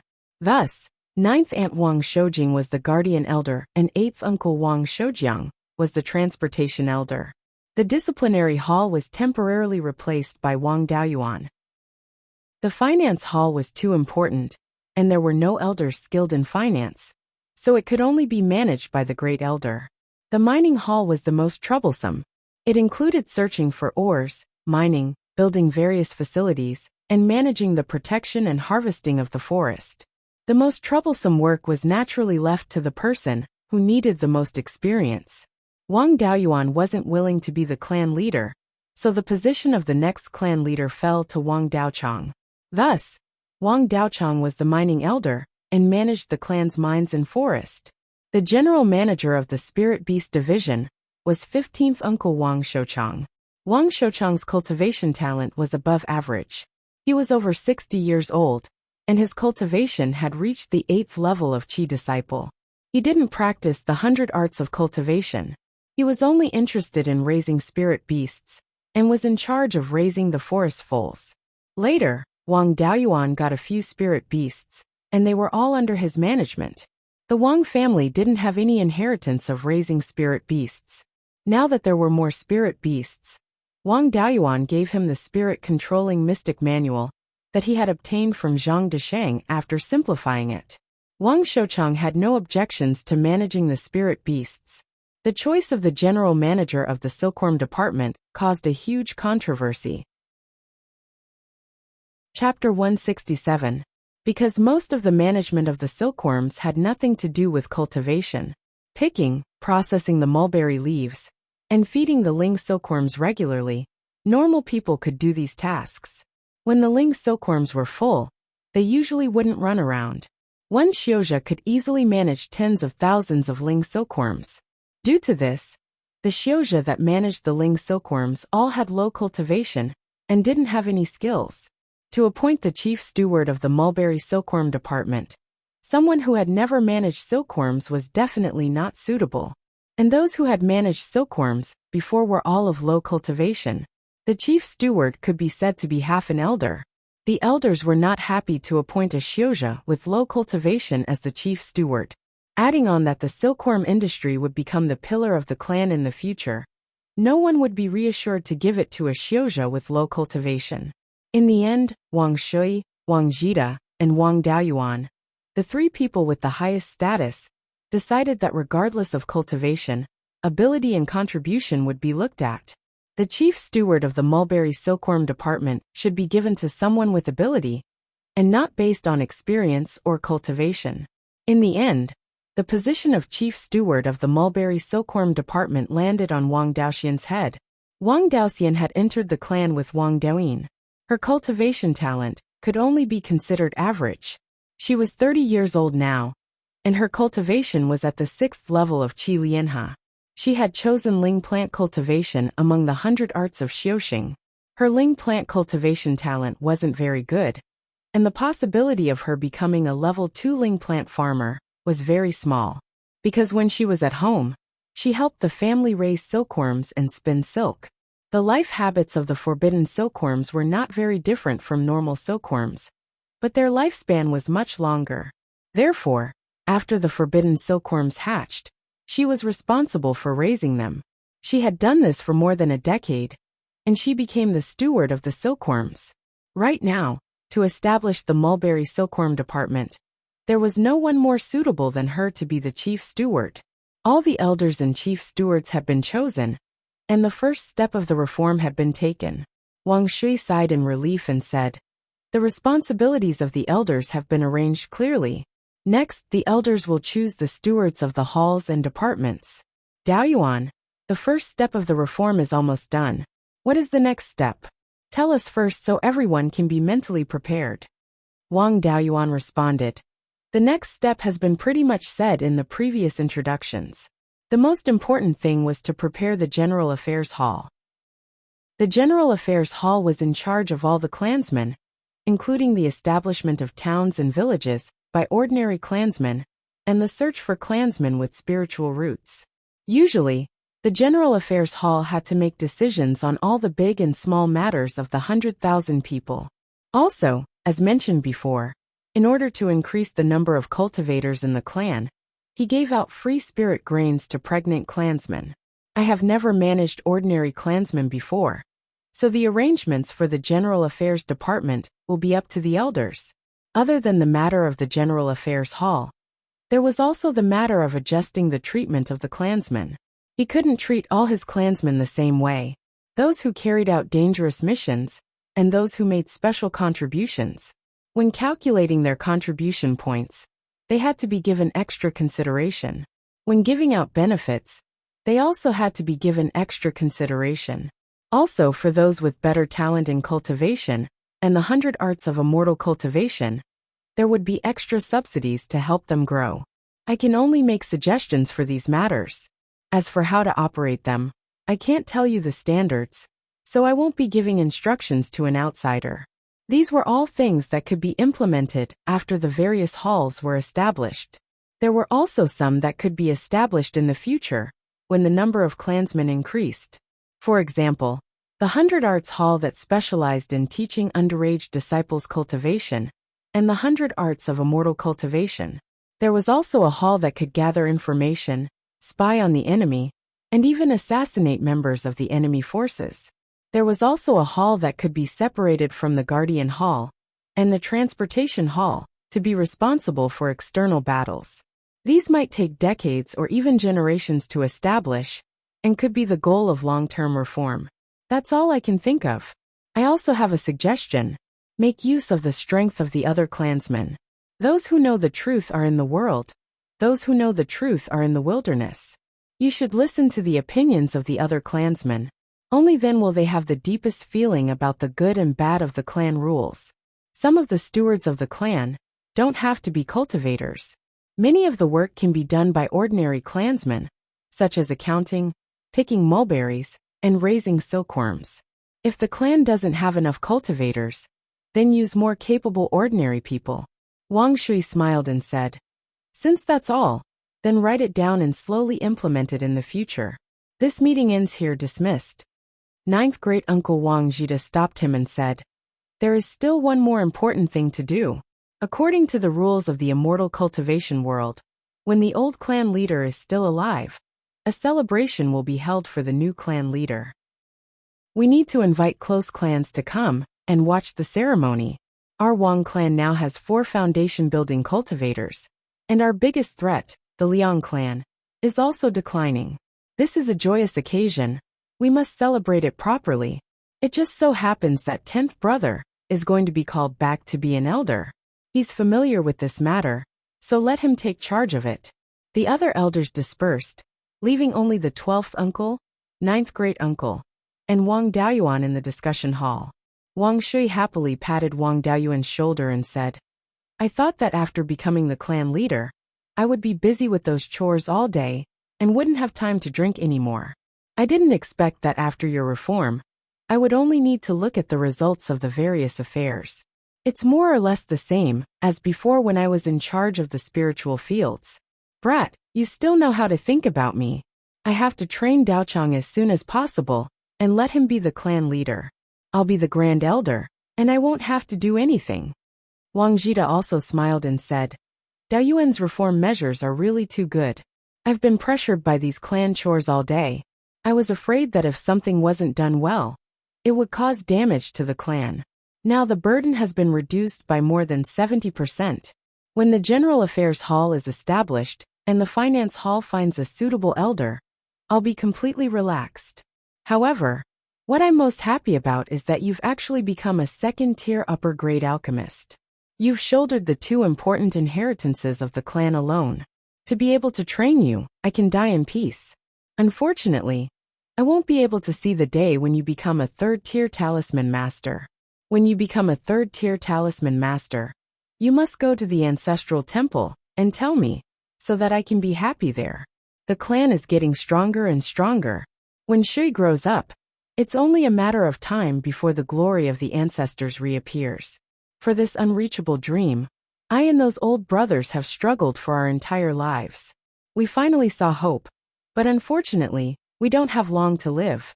I really want to live for a few hundred years and see the day when the Wang clan becomes a Jindan clan." Wang Daoyuan comforted, "Ninth great-uncle, why don't you try using the foundation establishment pill?" Wang Jida waved his hand and said, "No need. No matter how many foundation establishment pills there are, it's useless. I know my body well in my heart. It can't withstand the medicinal power of the foundation establishment pill. Each generation does the work of the next. Our generation pulled the clan back from the edge of collapse and made the clan rise. The heavy responsibility of leading the clan to reappear the glory of the ancestors falls on your shoulders. 6th brother is gone, and 5th brother is gone. Only 10th brother and I are still holding on. We can't hold on for more than a few days. Our era has passed. It's your era in the future." Finished speaking, he bent his back and slowly walked out of the assembly hall with his hands behind his back. He walked back to the assembly hall and continued to deal with the clan's affairs. At the moment of reform, all kinds of affairs were the most numerous. There were still many things that he needed to deal with. His steps were very calm, as if he wasn't facing a mountain of affairs, but walking towards the dream in his heart. Chapter 168. The news of changing the clan rules quickly spread in the clan. Everyone was most concerned about the matter of 10th granduncle becoming an elder. According to the original clan rules, it was unlikely for most cultivators to become elders. Their hard work and sacrifice for the family might not be rewarded. Now that the clan rules had changed, many people who originally had no hope of becoming elders now saw hope. Even if they were only honorary elders, their monthly stipends and status were real. Even if they couldn't become elders, being a steward wasn't bad either. The treatment was much better than before. Moreover, it was said that the monthly stipends would be changed in the future. Those who had made special contributions would be given more contribution points and more monthly stipends. The clan members' enthusiasm for work suddenly rose, and the entire clan's spirit and outlook were brand new. All these years, 10th Granduncle had been staying in Mirror Iron Mountain to manage the business in Green Willow Province. The clan was establishing various halls and had many matters to attend to. As the trading elder, 10th Granduncle needed to return as soon as possible to sort out the affairs of the trading hall. In addition, he had to prepare for the clan leader's succession ceremony. It would take several days for him to return on the spirit ship. In order not to delay matters, Wang Daoyuan personally brought Yin-Yi to pick up 10th Granduncle. The fact that the Cloudwing Tiger had managed to subdue 10 Foundation establishment cultivators with a single roar spread like wildfire.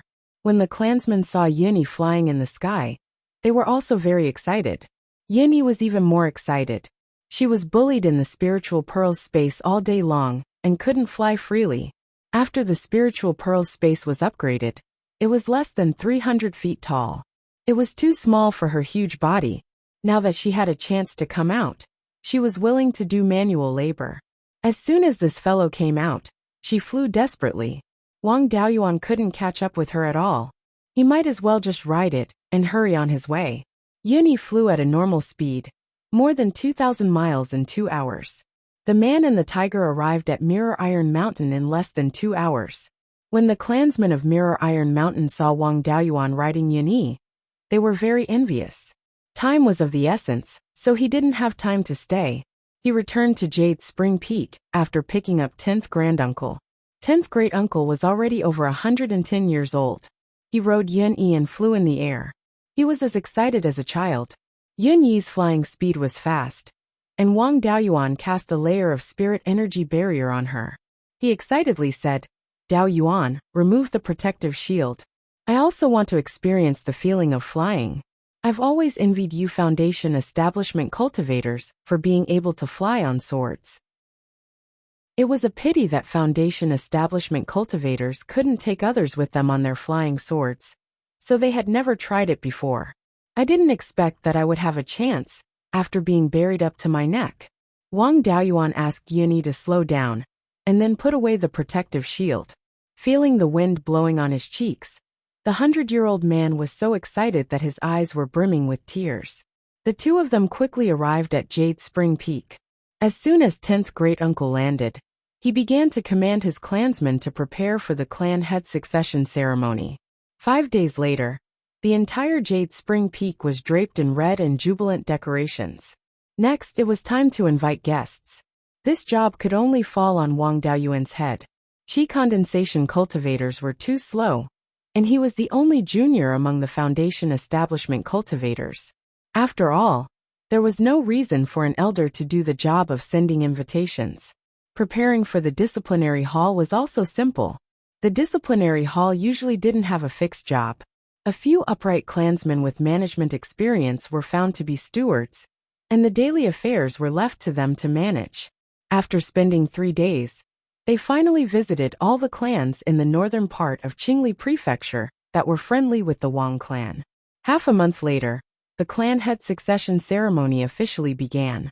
Wang Daochang and Wang Daoyuan were in charge of welcoming guests. Wang Daochang was in charge of welcoming Qi condensation cultivators, and Wang Daoyuan was in charge of welcoming Foundation establishment cultivators. The Meng clan sent Meng Changfeng in person, while the Yang clan sent Yang Yulin.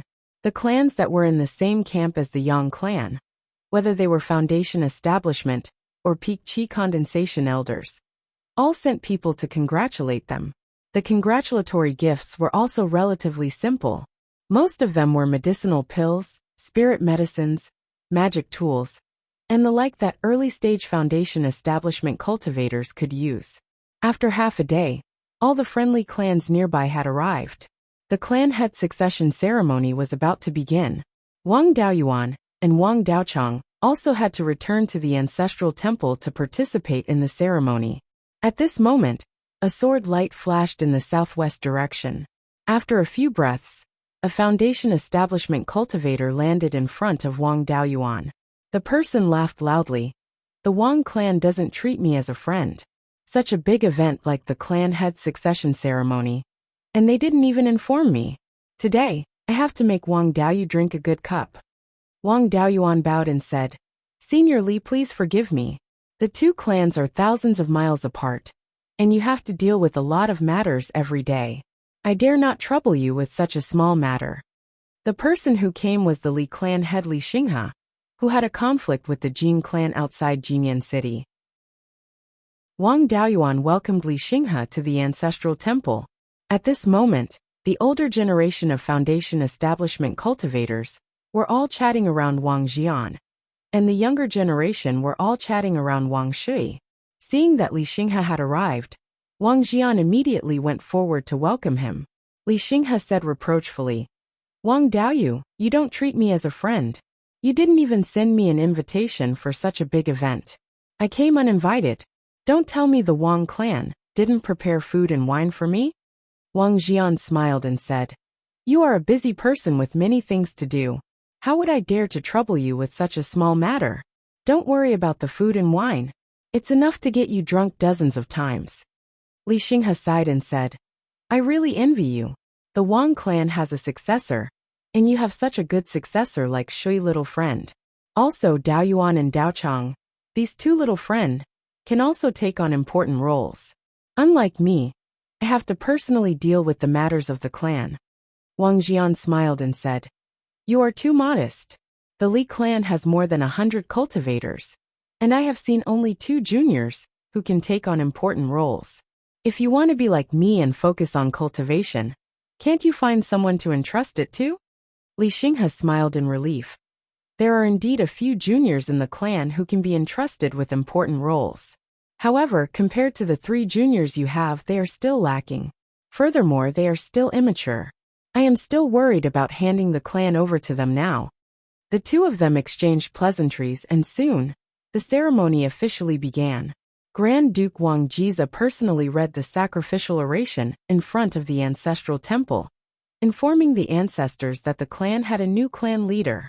The sacrificial oration first praised Wang Jian for stabilizing the clan that was on the verge of collapse during his time as the clan leader, and even led the clan to prosperity. After that, it praised Wang Shui for his excellent talent and for being able to take on important roles. He would definitely be able to inherit the foundation of the ancestors, carry on the ambition of reviving the clan, and lead the clan back to its former glory. Finally, it prayed for the ancestors to bless the clan and ensure that the clan would prosper for 10,000 years. After the sacrificial oration was read, the new and old clan leaders handed over the clan leader's seal. Wang Jian handed the Raging Wave sword and the clan leader's seal to Wang Shui, and gave him a few words of encouragement. The Raging Wave sword was a magic tool that Wang Qingzu often used when he was still a foundation establishment cultivator. Later on, because the Wang clan leader had always been a foundation establishment cultivator, this sword became the symbol of the Wang clan leader's identity.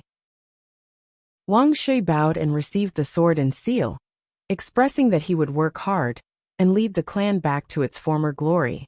After the ceremony, it was time to start the banquet. Wang Daoyuan led everyone to the hall below the ancestral temple, north of the Jade Dragon Spring. The hall was only used for important events, such as the arrival of important guests or the inauguration of the clan leader. The final segment of the ceremony was held in the hall. Currently, the Wang clan had many different types of spirit beasts and spirit fruits, and they even had the scarlet blood wine that had been stored in the cellar for decades. In addition, they had a restaurant that had been open for more than 20 years, and they also had a few clan members with good culinary skills.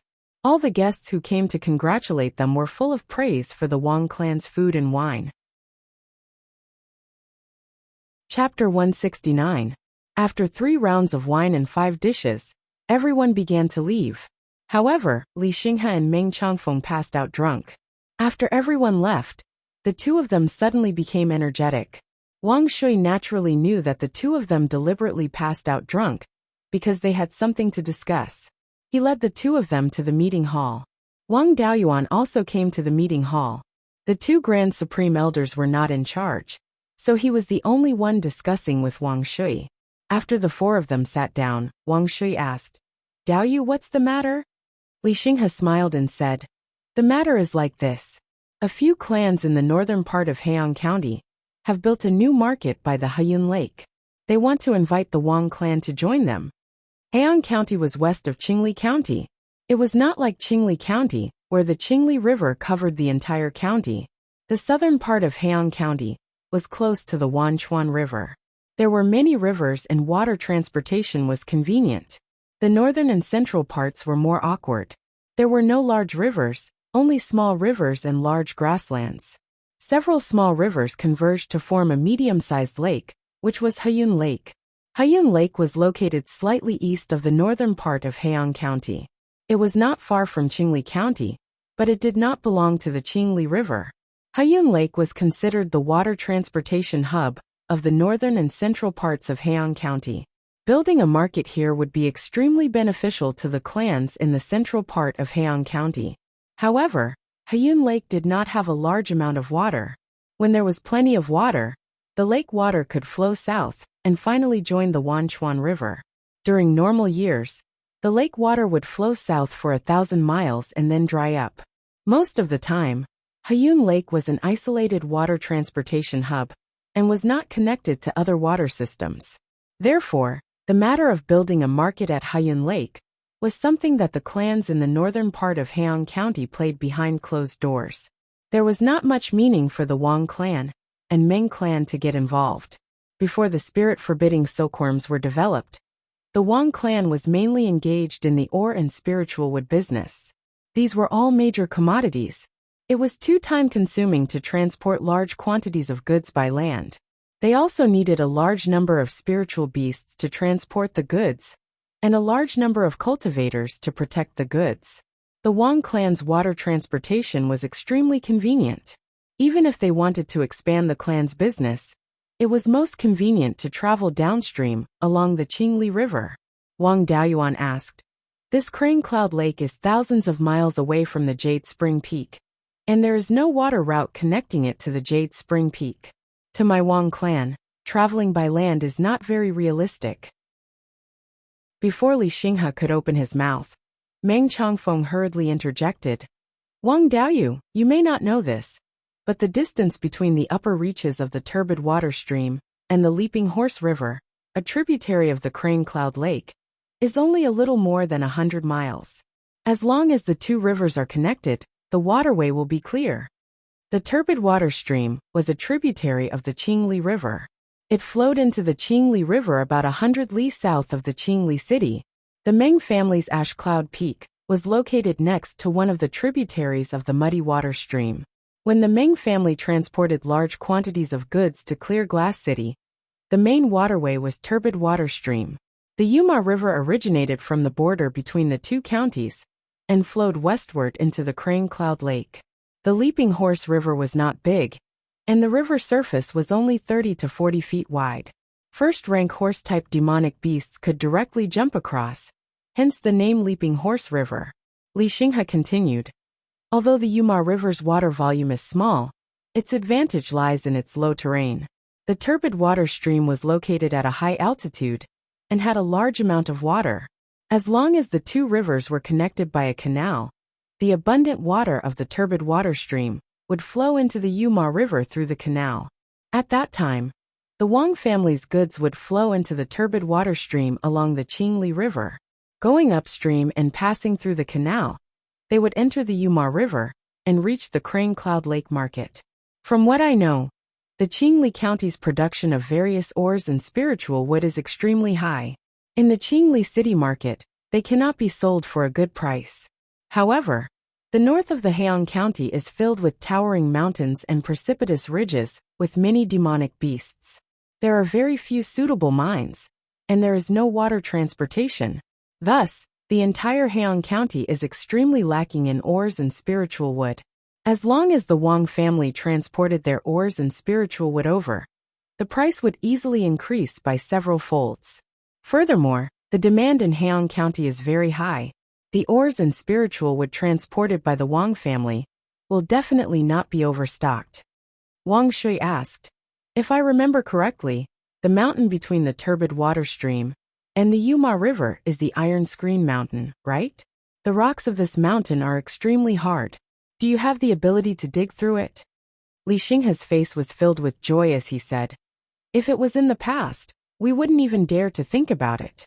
However, the clans of Heian County have been excavating the west side of the Iron Screen Mountain for hundreds of years.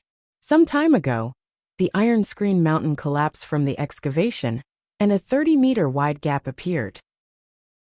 After a few of our foundation establishment cultivators went to investigate, they all felt that we could use this gap to dig a canal that connects the turbid water stream and the Yuma River." Wang Daoyuan and Wang Shui were both flabbergasted. Wang Shui didn't know whether to laugh or cry as he said, "You Heian County cultivators are really poor. Apart from being hard, the rocks of the Iron Screen Mountain don't have much value. Is there a need to fight to the death for hundreds of years?"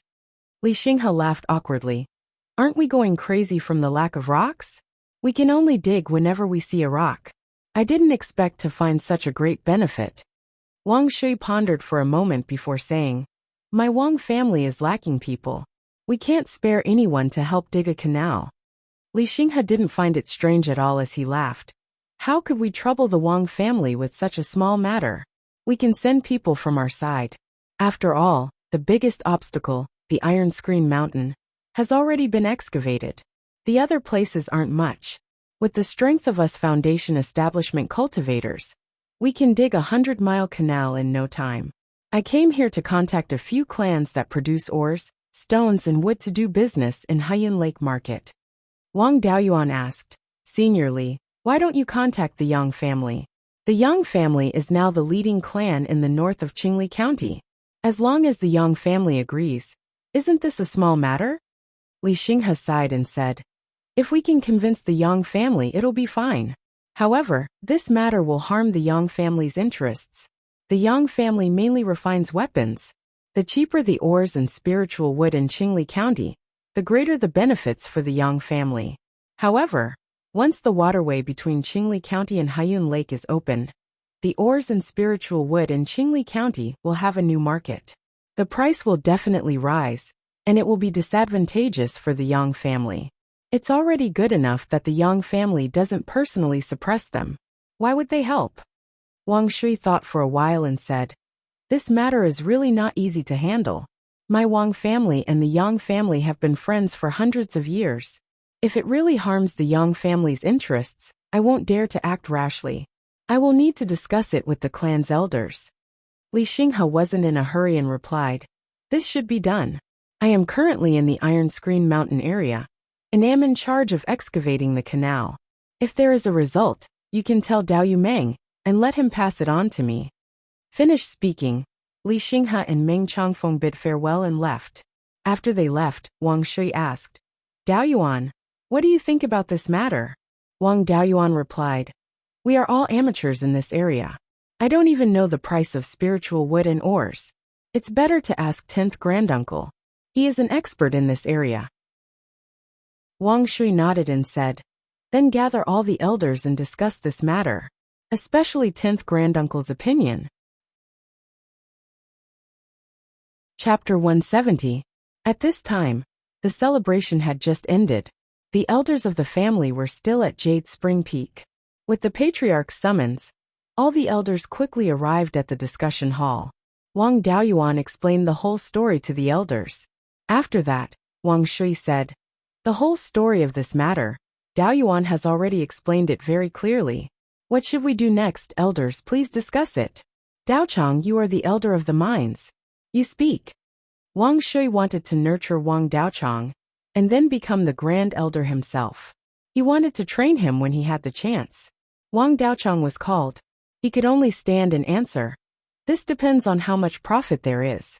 If the profit can be multiplied several times, there is no harm in doing this. After all of our Wang family's mines and forests are currently in a state of suppressing production. There are too many mines and forests in Qingli County. The market is only so big. No matter how much ore is mined, it cannot be sold. It takes too much time to transport it to the lower reaches of Qingli River. Tier 1 ore and spirit wood are not worth it. If we can open up a water transportation route to Heian County, there is no need to worry about not being able to sell things. There is also no need to suppress production. The family's income can also rise to another level. As for offending the Yang family, we did not directly go against the Yang family. Now that there was a new market for ores and spiritual wood, it was only natural that their prices would rise. It is not like our Wang family did it on purpose. Even if they want to find trouble, they cannot find us. Besides, our Wang family will be selling spirit-restricting silk in the future. That is a huge profit. Selling to anyone is the same. We will just sell more to the Yang family. Since the Yang family had obtained great benefits, they wouldn't bother about these trivial matters. But I don't understand why Meng Changfeng is so proactive. Can't he see that this is a matter of offending the Yang family? Offending the Yang family will not affect us much. The Wang family is already the strongest subordinate family in the Yang family camp. Whatever the Yang family does, they will definitely rely on our Wang family. They will not become enemies with our Wang family over such a small matter. The Meng family can only survive because of the Yang family. Even surviving is difficult. Where did they get the guts to offend their backer? Ninth great-uncle smiled. I admire fifth brother's eye more and more. He has long said that Daochang is also the material to be the patriarch.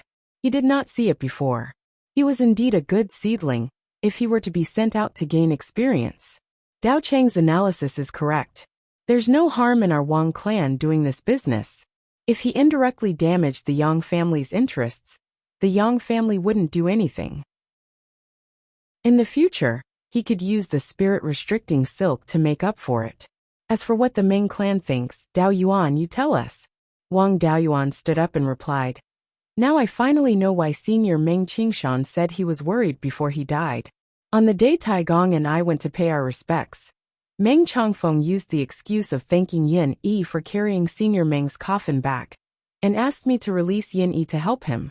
After receiving the compensation from the Liang family, they did not return the gifts to thank the Yang family and our Wang family. It could be seen that Meng Changfeng was indeed a person with means. He could see the benefits in front of him, and he had the ability to take them. However, he didn't understand the principle of reciprocity and didn't know how to deal with other forces. He wasn't a qualified leader. Moreover, he was too short-sighted and could not see the future. He thought that the Yang clan needed the Meng clan to besiege the Liang clan. If the Meng clan did something out of line, the Yang clan could forgive them, and didn't think about the future. Several decades later, the Liang clan's ancestor would pass away, and the Liang clan would definitely decline. The Yang clan would no longer need to guard against the Liang clan. Would they still tolerate a weak subordinate, who always wanted to poach their people? He didn't have the ability to stand firm, so he wanted to kick his backer away. Perhaps the Meng clan's foundation would be destroyed in Meng Changfeng's hands. 10th granduncle said regretfully, the Meng clan is really unlucky. The only one suitable for foundation building isn't the right person to be a patriarch.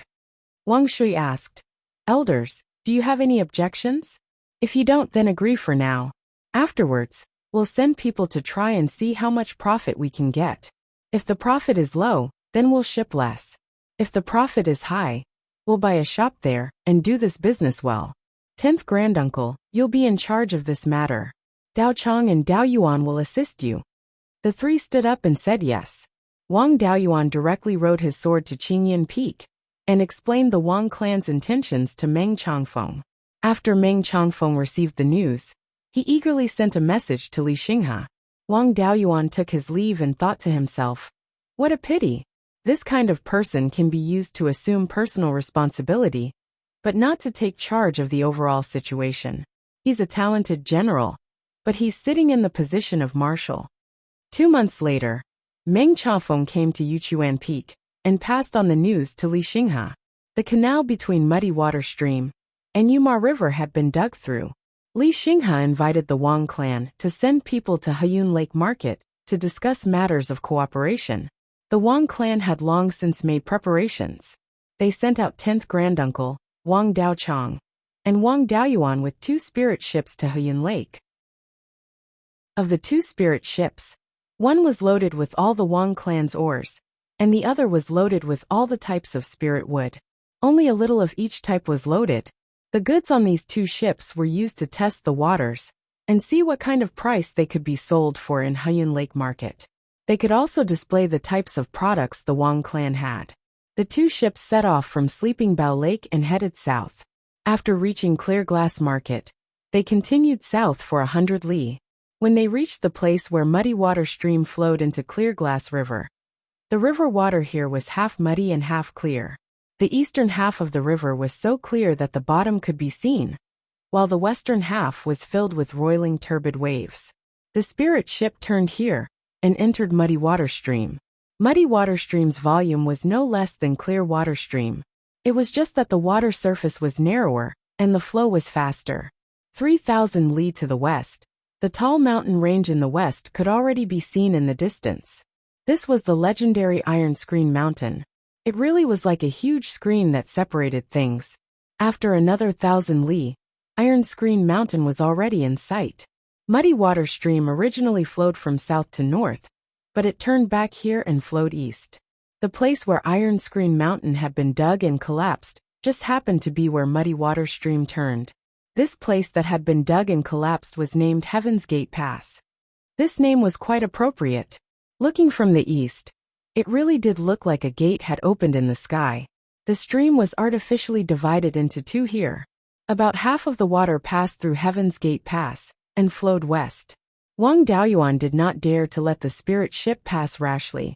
If the west side of Heaven's Gate Pass was a steep slope, the spirit ship would definitely be smashed to pieces.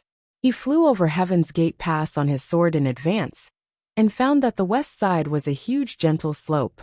The slope was much smaller than the east side. There was no difficulty for the spirit ship to sail here. The location of Heaven's Gate Pass could be said to be just right. It was very convenient to lead the stream through Heaven's Gate. He really did not believe that it had been dug and collapsed accidentally. The spirit ship passed through Heaven's Gate Pass and entered the canal. This canal was more than 200 feet wide and more than 3 feet deep. The water flow was not particularly fast. The spirit ship was driven by spiritual power and could barely go against the flow. This river was not very wide or deep, but it was dug out of Iron Screen Mountain, which had extremely hard rocks.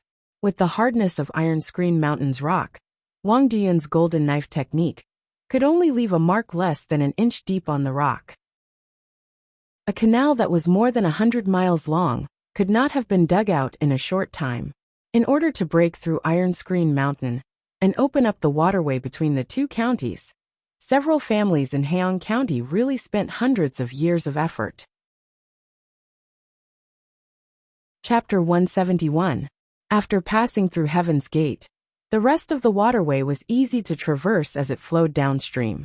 They sailed along the canal for over 100 miles before entering Yuma River. The upper part of Yuma River was only 30 feet wide. After the canal flowed in, the width of the river expanded to almost 30 feet. The lower part of Yuma River was also widened by people. The riverbank was very neat, and there was no sign of the river water flowing out of control.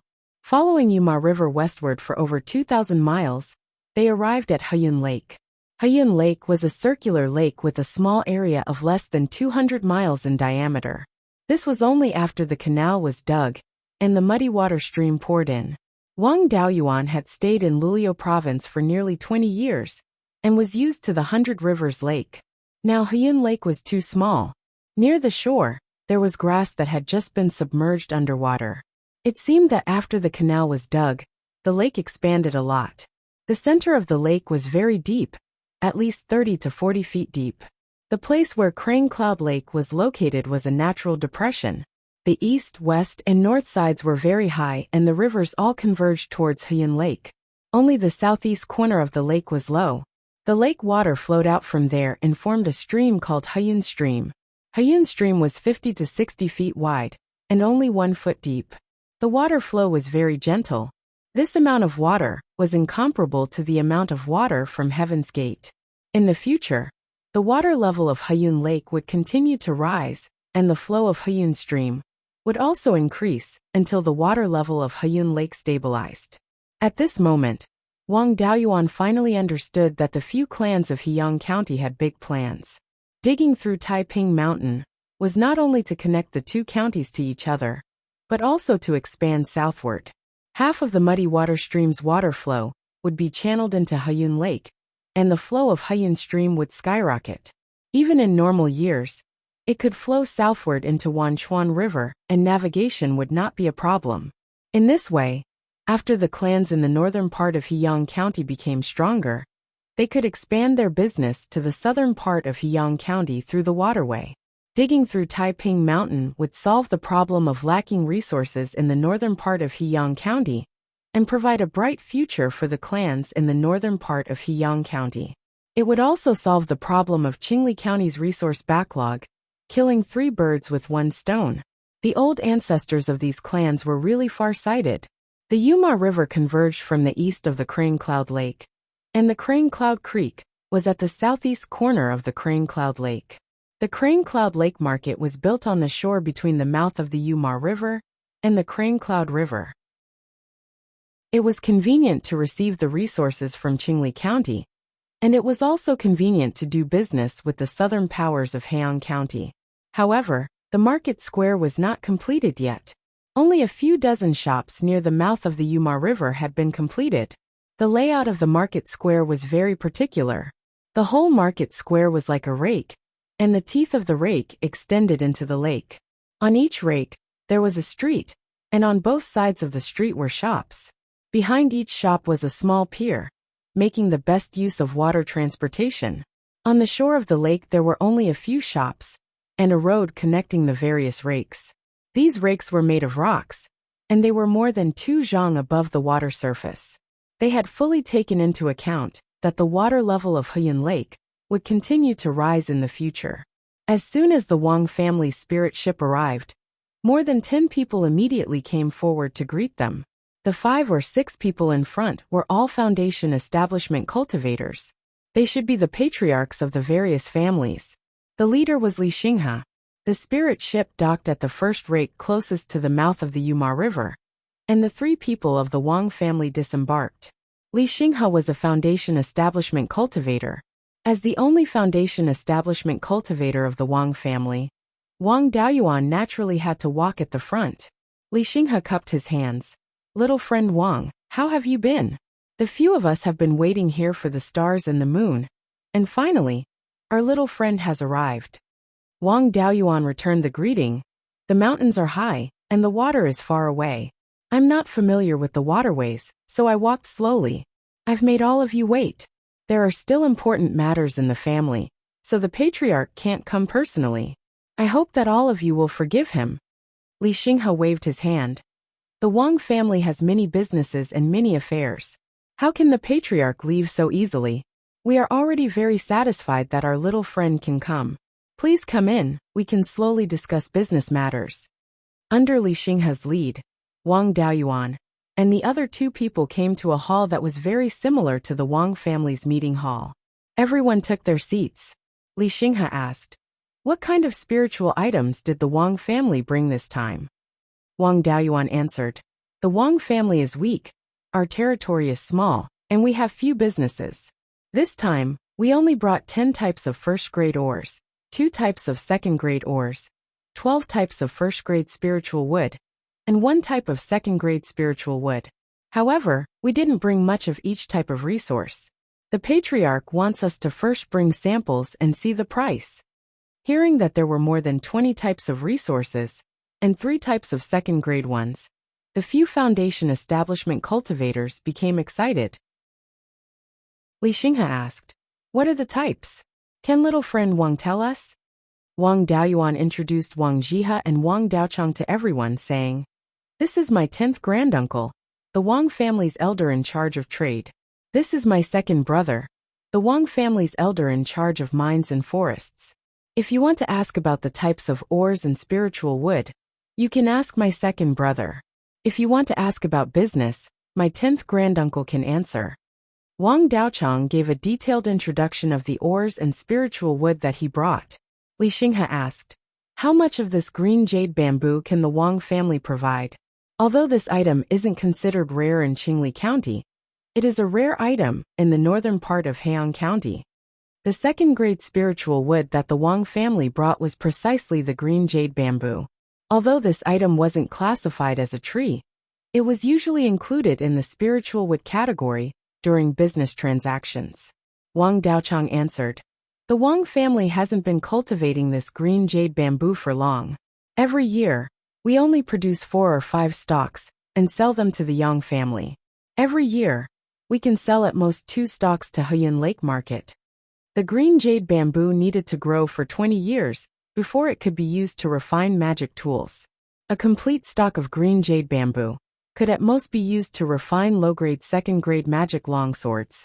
Taking into account the success rate, normal tool refiners could only produce 2 or 3 swords at a price of around 2,000 spirit stones each.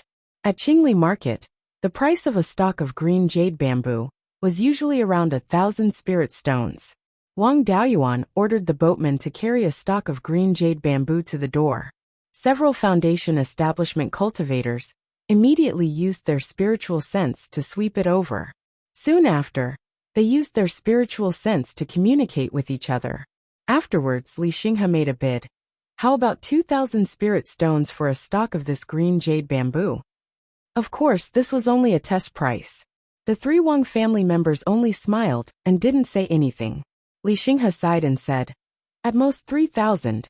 Although there aren't any cultivators from other counties that come to Heian County to sell resources, there are still cultivators that sell magic tools.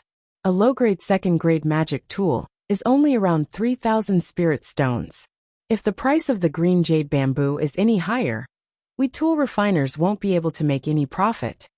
The 3 Wang family members used their spiritual sense to communicate and nodded in agreement. Chapter 172. From the Sleeping Bow Pond at the bottom of Jade Spring Peak to Heyuan Lake Market, the journey was more than 8,000 miles. In addition, half of the journey was against the current, and the ship was fully loaded with goods. Even if the spirit ship was fully powered, its speed would not be fast. From the departure to the arrival of the spirit ship at Heyuan Lake, it would take more than 10 days. Although the journey was long and time-consuming, 3 times the price was still very profitable. After that, Wang Daoyuan ordered his clansmen to bring the samples of the goods to the entrance of the hall for the foundation establishment cultivators to take a look.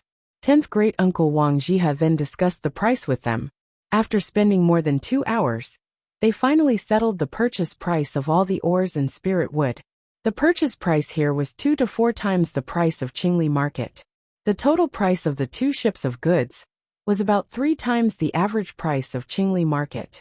The clans at Heyuan Lake also bought the resources together and then distributed them. The Wang clan also did not need to negotiate with each clan. A total price was enough. After the price of the 2 ships of goods was settled, Li Xinghe even treated the Wang clan to a meal. Although Heian County lacked ores, spirit wood and other resources, it was much better than Qingli County in terms of rearing spirit beasts. At the banquet for the Wang clan, there were all kinds of demonic beast meat. A few of the dishes were actually made with rank 2 demonic beast meat. This was an eye-opener for Wang Jihe and Wang Daochang. On the other hand, Wang Daoyuan did not mind. He usually ate all kinds of demonic beasts. After the meal, Wang Jihe asked Li Xinghe, "Senior Li, is it possible for you to sell demonic beast meat?" To be honest, there are very few demonic beasts in Qingli County other than the Heaven/Mountain Range. Hunting the demonic beasts in the Heaven/Mountain Range is too dangerous. The cost of rearing spirit beasts is too high, and it is difficult to raise them on a large scale. Therefore, this demonic beast meat is very precious in Qingli Market. If my Wang clan comes here to sell ores and spirit wood, we can go back and sell the demonic beast meat. It is better than nothing and both of us can earn more. He was not afraid that the clans of Heian County would directly transport the demonic beast meat and compete with the Wang clan for business. Heian County had very few rivers and cultivators were not good at boats. They were too far away from competing with Qingli County for water transportation. The northern part of Heian County was mostly grasslands. and there were very few places where spirit farms could be developed. However, it was extremely suitable for raising all kinds of spirit beasts. Usually when slaughtering spirit beasts, one would need their horns, bones, teeth, scales, and so on to refine magic tools. The meat of spirit beasts was really worthless. Cultivators usually ate meat as their staple food. The status of meat in Heyang Prefecture was similar to the status of spiritual grains in Qingli Prefecture. In the past, no one had ever thought of selling spirit beast meat to Qingli County. Since the water route was impassable, it would take more than a month to travel tens of thousands of miles on land, while carrying a large amount of spirit beast meat. By then, the meat would have already gone bad. If he were to bring along a living spirit beast, he would have to prevent the spirit beast from escaping and rogue cultivators from intercepting him. It would require too much manpower, and the losses outweighed the gains. Now that there was a waterway, the speed of transportation was much faster than by land. The spirit ship was filled with demonic beast meat, unlike when it was filled with ores, which would severely affect its speed. If they drove the spirit ship at full speed, they could reach Clear Glass City in 3 to 4 days. Demonic beast meat didn't rot as easily as ordinary meat. After 3 to 4 days, it was still relatively fresh. Hearing this, Li Xinghe was energized. This was a huge business opportunity. He hurriedly replied, "Of course there's no problem. Which one of us doesn't have a large number of spirit beasts? As long as the Wang family is willing to accept it, there's no problem on our side. We can have as many spirit beasts as you want, dead or alive." After that, Wang Zhihe and Li Xinghe discussed the details of the cooperation. In the end, Li Xinghe represented the local family and gave the Wang family a shop for free. The location of the shop was also excellent. It was located at the first tooth of the nail, the place closest to the mouth of the Yuma River. Li Xinghe gave the token that controlled the shop's array formation and a communication jade talisman to Wang Daoyuan. This communication jade talisman was not simple. It could only be refined by at least a second-tier upper-grade weapon refiner. Communication jade talismans were used one-to-one. Ordinary communication jade talismans only had a maximum transmission distance of about 2,000 miles. However, the communication jade talisman that Li Xinghe gave him had a maximum transmission distance of 10,000 miles. Using this jade talisman, he could directly communicate with Heyun Lake Market from Jade Spring Peak. Wang Daoyuan and the others left Heyun Lake with 2 spirit ships filled with fresh spirit beast meat. Although it was fresher to bring live spirit beasts to Qingli Market to slaughter them, transporting them was difficult. Once the spirit beasts caused a ruckus, the ship would capsize. Spirit stones were placed in all the energy supply array cores of the propulsion array formation inside the spirit ship, and the array formation was operating at full power. In just 3.5 days, they arrived at Qingli Market. The 2 spirit ships docked at the small dock of the Jade Spring Miscellaneous Goods Store. Wang Daoyuan called out, and a few people immediately ran out of the store to help unload the goods. Everyone quickly moved the spirit beast meat to the underground freezer of the Drunken Immortal to store it. The ice in the underground freezer of the Drunken Immortal was made with first-tier ice attribute spirit talismans.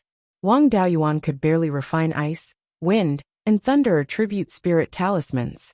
However, because he did not have a second-tier talisman inheritance, he could only refine first-tier spirit talismans.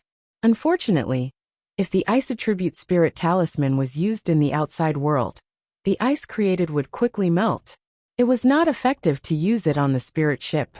The cost of creating a spirit ship that could store ice was too great. The gains did not make up for the losses. The news of the Wang family bringing back 2 ships of spirit beast meat spread throughout Qingli Market. Even the business of the Drunken Immortal improved. The matter of the Iron Screen Mountain in Heyang County was also not a secret.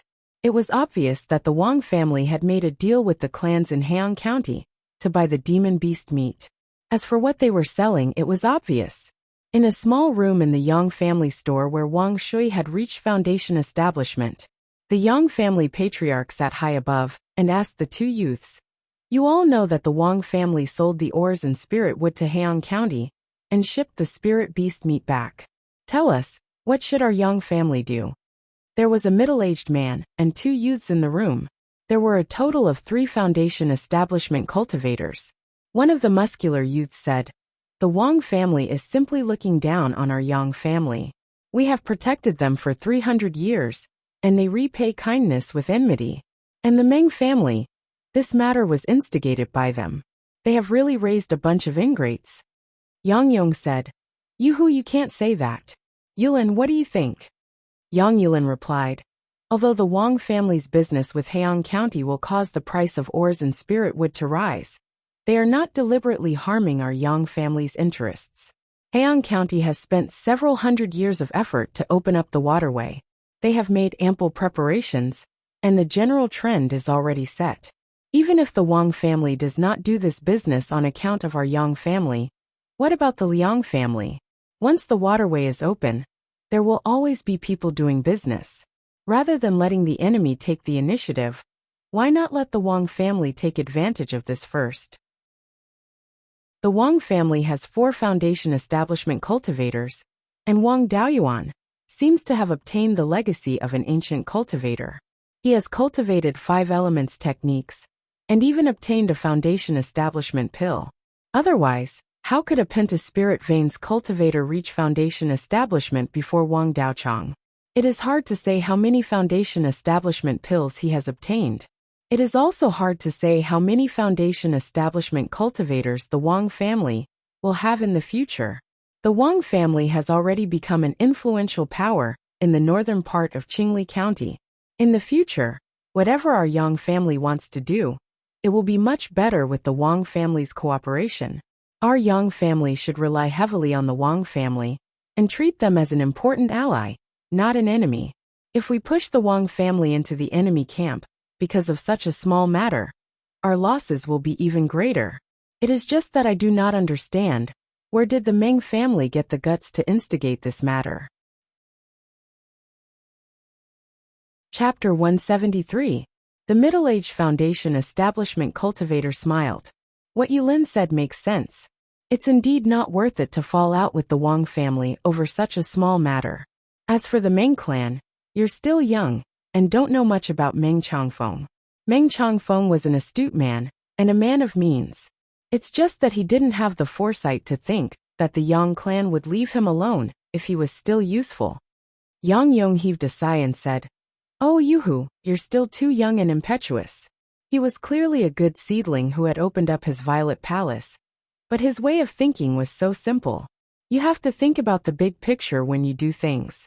You can't just do whatever you want. I'm really envious of the Wang clan. Our Yang clan only has Yulin, while the Wang clan has Wang Shui and Wang Daochang. Furthermore, Wang Shui's talent was extremely high, and it was said that he was very close to senior Wang Qingzu's. Thus, establishing a violet palace wouldn't be a problem for him. In addition, this Wang Daoyuan, who has my bloodline, has built his foundation with the aptitude of pentaspiritual roots, and has also obtained an extremely brilliant cultivation method of the 5 elements. The day of the Wang family's rise is not far away. Our Yang family's attitude towards the Wang family also has to change. Yang Yuhu said angrily, "Even if the day of our rise isn't far away, we haven't risen yet, right? We just have to cripple the Wang clan before they rise." Yang Yong angrily rebuked, "Fool, do you think the Wang clan is a pushover?" Back then, the Wang family's ancestor had died in battle, but the Jade Spring Peak had not been breached. The Wang family had offered up a large amount of wealth and most of their businesses. Let me mediate, and the Wang clan will join the Netherworld sect. The Netherworld sect had only destroyed the myriad water origin formation and extracted some of the spiritual veins of the Jade Spring Peak. Who would know if the Wang family had left behind any trump cards? Liang had long coveted the Jade Spring Peak's high-grade Tier 3 spiritual vein, but he hadn't dared to make a move for the past 300 years. Wasn't it because he was afraid that the Wang clan had some powerful trump cards? If the Yang family made a move, they would be heavily injured by the Wang family's backup plan. That Liang clan's mouth would be crooked from smiling, easily swallowing up the Yang, Wang and Ming clans, becoming the overlord of the north of Qingli County. We have been friends with the Wang clan for hundreds of years. When the Wang clan rises, they will take care of the Liang clan, and will not touch our Yang clan. If Wang Shui became a Zifu disciple in the future, he would definitely join the Netherworld school. Since the old family has joined the Netherworld sect, they are natural allies with our Yang family. If Wang Shui becomes a golden core cultivator, so what if our Yang clan relies on the Wang clan? Aren't we relying on the underworld sect now? Relying on a core formation clan was not shameful. Furthermore, they could borrow the power of the Wang clan to expand their influence to the entire Qingli County, becoming the second strongest clan in Qingli County. All these years, the Wang family had been working hard on the Heaven/Mountain Range and had unclear relations with the Green Willow region. Most likely, they had already prepared a contingency plan. Even if we were to suppress the Wang family, it would be very difficult to do so. If we make a move against the Wang family, once the Wang family rises, our Yang family will be in danger of extinction. Playing dirty and assassinating a foundation establishment cultivator of the Wang clan. Hasn't the Liang clan done it before? Back then, the Liang family sent people to assassinate Wang Jiza. 4 or 5 of the foundation establishment stage assassins died, and it was said that Wang Jiza was crippled. And the result? Right now, Wang Jiza was at least at the 8th level of foundation establishment. He was even more powerful than the 5 foundation establishment good-for-nothings from the Liang clan. Even if they were looking for assassins to assassinate the foundation establishment cultivators of the Wang family, there might not be any foundation establishment cultivators who would dare to accept this mission. Soft methods are useless. They don't dare to use hard methods. And it's hard to find assassins if they're shady. If we, the Yang family, take care of the Wang family, that would be taking the risk of extinction and helping the Liang clan do the dirty work. Kid, you should cultivate well in the future and be a Dao protector for the family. Don't think about getting involved in the family's decision-making. You're not cut out for that. Yang Yuhu was still unconvinced. I don't believe the foundation establishment cultivators of the Wang family are that powerful. I'll go teach the Wang family a lesson and let them know who's the master. With that said, he turned and ran out in a huff. Yang Yulin hurriedly went forward to stop him, but Yang Yuhu pushed him away and ran out of the door. The middle-aged foundation establishment cultivator asked Yang Yong, "Grandfather, aren't you afraid that Yuhu will cause trouble?" Yang Yong raised his teacup and drank a mouthful of tea, smiling. "What trouble can he cause? I know Yuhu's temperament very well. He won't bully the Qi refinement cultivators of the Wang family. He will only find trouble with the foundation establishment cultivators. The Wang family has 4 foundation establishment cultivators. Who can he beat? The foundation establishment cultivators of the Wang family are all people who can see the big picture and won't hurt him.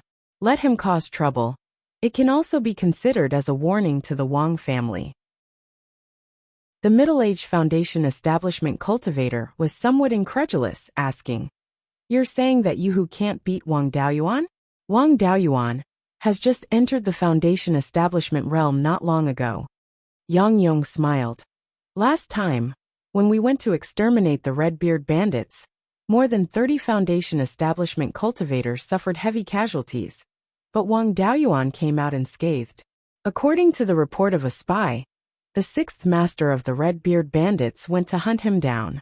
That 6th master is a wind attribute cultivator at the 3rd level of the foundation establishment realm. Even when he returned, his injuries were not light. Do you think that Yuhu can hurt him?" The middle-aged cultivator asked in shock. "Is he really that powerful?" "That's why Yulin and I guessed that he had obtained some kind of inheritance. It's also good to let Yuhu probe his background," Yang Yong sighed. "Unfortunately, this kid wasn't born in the Yang family." Wang Daoyuan stayed in his shop for half a day, leaving behind some rank 2 spirit talismans. Then, together with 10th granduncle and 3rd brother, he took the boat back to Jade Spring Peak. Just as the spirit ship sailed out of the clear glass market, a fiery red sword light descended from the sky. Wang Daoyuan used the water dragon technique, directly condensing a water dragon under the water. When the sword light arrived, the water dragon soared into the sky from the river, blocking the sword light. One of the water dragon's claws was also cut off by the sword light. Wang Daoyuan increased the input of water spiritual energy, and the dragon claw instantly grew back. He asked loudly, "I wonder which Daoyu wants to give me some pointers?" An arrogant voice sounded. "Everyone says that the Wang family's water dragon technique is powerful, but after seeing it today, it's only SOSO. Wang Daoyuan asked. "In that case, Daoyu is here to cause trouble?" At this moment, a cultivator dressed as an itinerant cultivator with a veil on his face appeared more than 500 feet in front of the spirit ship on his sword. That person condensed a fire dragon that was more than 100 feet long and attacked Wang Daoyuan. Wang Daoyuan controlled the water dragon and dragged the fire dragon into the river. A cloud of smoke rose from the water surface, and the fire dragon disappeared without a trace. Wang Daoyuan asked, "Daoyu wants to spar with me. How about letting my Qi refinement clansmen leave first?" That person replied, "Sure, a few Qi refinement clansmen here will only delay things. If they are hurt, it will seem like I'm bullying the weak." Wang Daoyuan summoned the water dragon out of the river surface, left the spirit ship, and landed on the water dragon.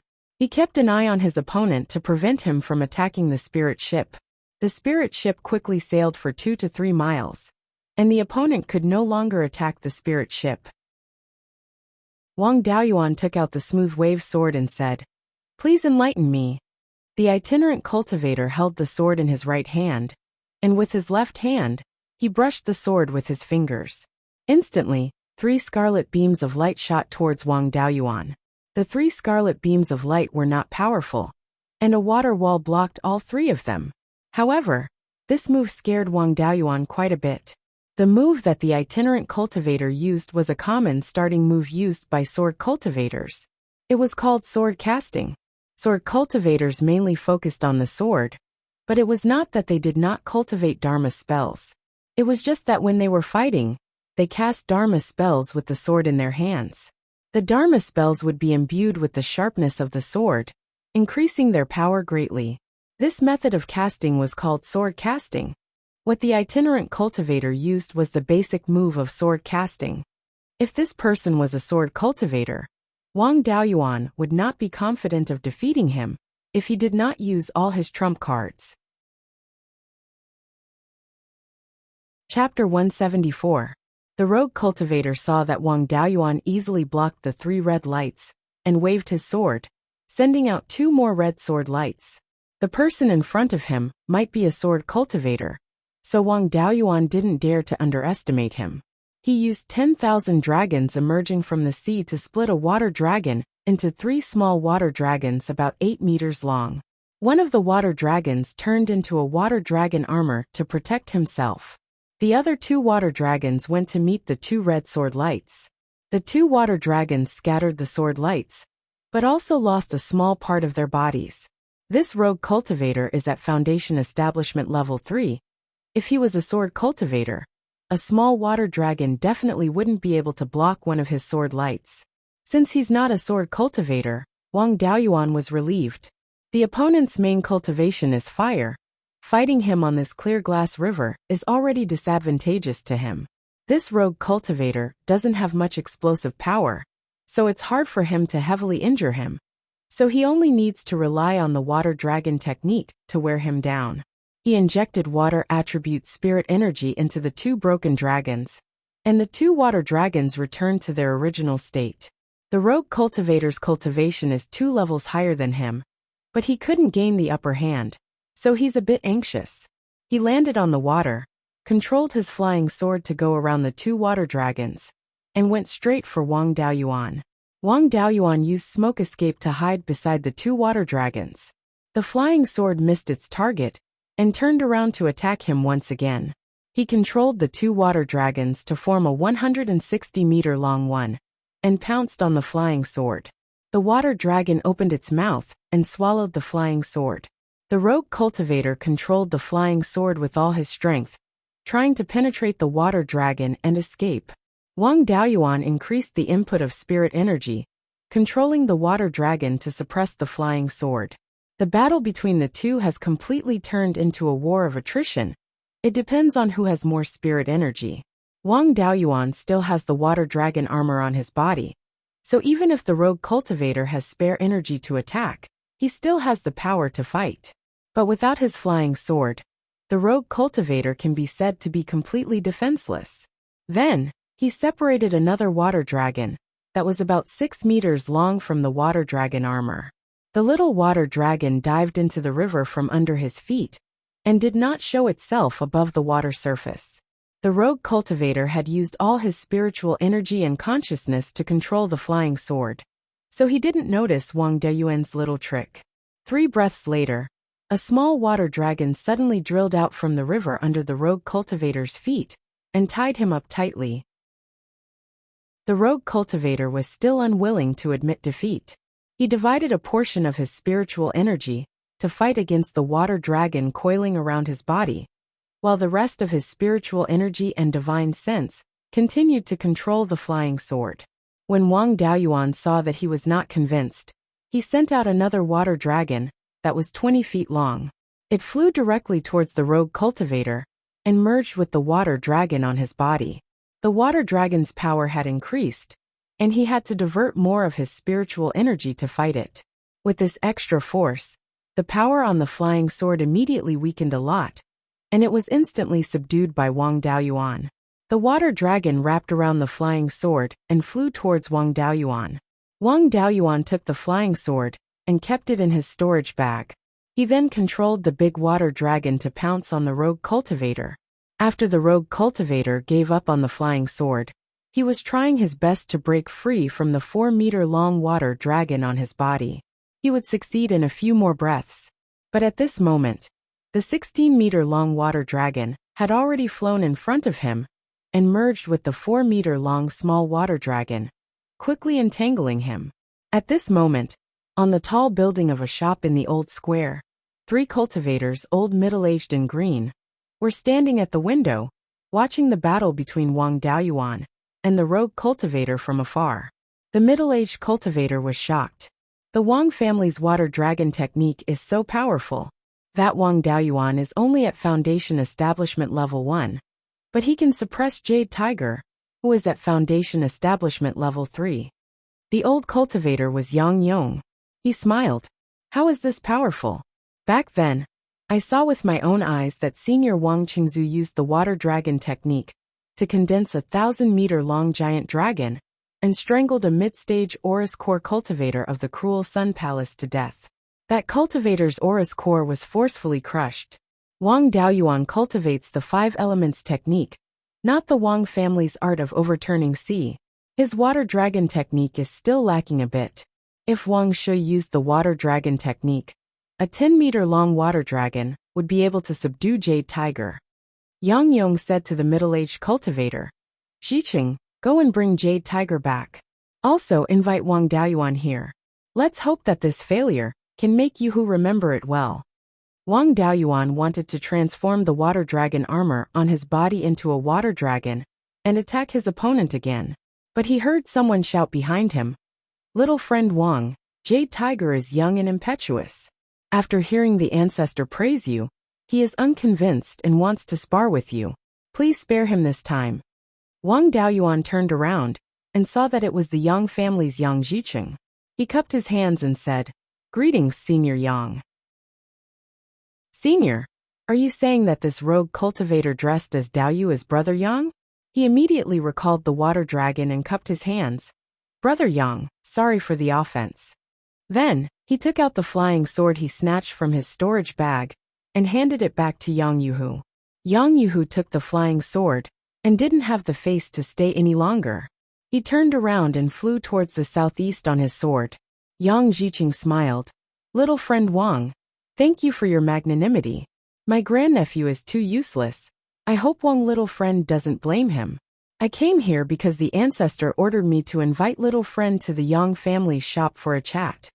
Wang Daoyuan cupped his hands and said, Since it's ancestor Yang's order, Junior will go. Senior, please lead the way.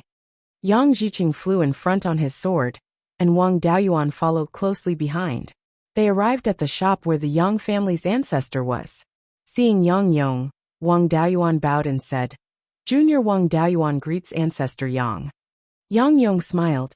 Daoyuan, you're here. Please take a seat. When you caught the Qing River carp, I knew you weren't a fish in a pond. I didn't expect you to grow to this extent in less than 30 years. The younger generation will surpass us in time. Being able to successfully build your foundation with 5 spiritual roots, your future achievements are limitless. I see that your spiritual sense isn't weak. It won't be difficult for you to establish your violet palace in the future. I only have a little more than 100 years left. After I pass away, I hope you can take care of the Yang family for the sake of this old man's bloodline. Wang Daoyuan repeatedly said, Ancestor, why do you say that? You'll reach the golden core stage soon. Brothers Yuhu and Yulin have already passed the foundation establishment stage. It won't be difficult for them to establish their violet palace. Yang Yong said with gratification. Yulin can indeed be entrusted to you, but he's still too young. Although Yuhu's talent is good, he's impulsive. I just praised you, and he wasn't convinced and challenged you to a duel. He's not cut out for great things. Yang Yulin continued from the side.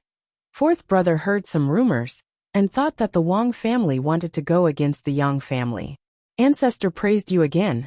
He was angry and challenged you to a duel. Please don't take offense. After hearing this, Wang Daoyuan immediately understood that the Yang family wanted to test his attitude. He immediately cupped his hands and said, So Brother Yuhu was angry about the Wang family doing business with the Heian County. Originally, the patriarch wanted to personally explain this matter. Since I'm here, I'll talk about this matter. The patriarch and I felt that since the Iron Screen Mountain had been cut through, the waterway had been opened. No matter what, there would be people using the waterway to do business. Instead of letting the Liang family take the initiative, why don't we make the first move and gain the upper hand? This matter was pulled by the Meng family. I thought that ancestor allowed it. Why? Didn't the Meng family inform the Yang family beforehand? Since Meng Changfeng was courting death, they could just push the blame to the Meng family. Would the Yang family call Meng Changfeng over and confront him in court? Chapter 175. The Yang family was a dignified Zifu family. No matter how unhappy they were, they would not go to the extent of openly making things difficult for a family like the Meng family.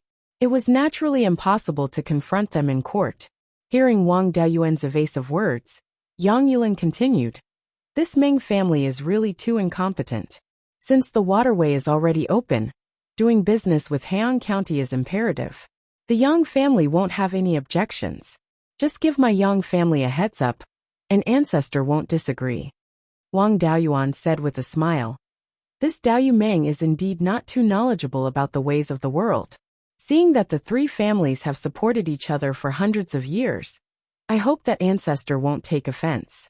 Since my Wang family harmed the Yang family's interests without knowing, we can't not express anything. Ancestor should also know that my Wang family has been breeding spirit-forbidding silkworms in recent years, and it's already on a small scale. In a few years we can sell silk. Therefore, the patriarch and I think that the silk we produce will first satisfy the Yang family's needs as much as possible. The Yang family trio sucked in a cold breath. The Wang family breeding silkworms was not considered a secret. With the jade dragon spring, planting mulberries and raising silkworms was too suitable. The Wang family's finances had changed greatly these few years. It would be strange if they did not think of ways to raise silkworms. It was just that they did not expect that the Wang family was actually raising spirit-forbidding silkworms.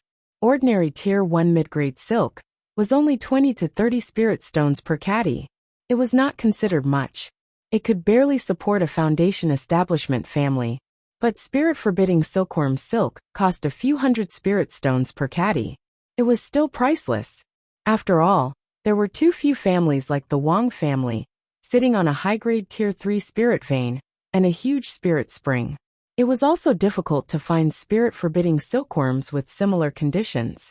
Yang Yong thought to himself, with the Wang family's conditions, breeding spirit-forbidding silkworms can completely support a golden core family. Unless the Yang family starts an all-out war with the Wang family now, otherwise, it's impossible to suppress the Wang family. Fortunately, the Yang family can buy spirit-forbidding silkworm silk first, and also obtain considerable benefits. Looks like the Wang family still sincerely wants to ally with the Yang family, and has no intention of suppressing the Yang family. What he did not know was that the Wang family really looked down on the position of Clear Glass River's northern overlord. The Wang family's goal was to develop in the direction of the Heaven/Mountain Range, then think of a way to develop east of the Heaven/Mountain Range. Now that he had the 5 Elements Mystery Realm, he had a way out. The next step was to open up a secret passage between the Jade Spring Peak and the 5 Elements Mystery Realm, and move some of the clansmen there. After this step was completed, the next step was to set up the Linhai Prefecture. They had to jump out of the broken boat of the underworld sect as soon as possible. Why were they competing with the Yang family? After a long while, Yang Yong finally reacted and gave Yang Yulin a look. Yang Yulin immediately asked, "Cousin, are you serious?" Wang Daoyuan replied with a smile, "Of course it's true. My Wang clan is not proficient in the art of refining. Even if we arrange for our clansmen to practice it now, without any inheritance, it would be difficult for them to achieve anything great in a few hundred years." The Wang clan had no use for the god-restricting silkworm silk, so they could only think of ways to sell it. The Wang family has been taken care of by the Yang family for more than 300 years. Naturally, they should return the favor and give this great profit to the Yang family.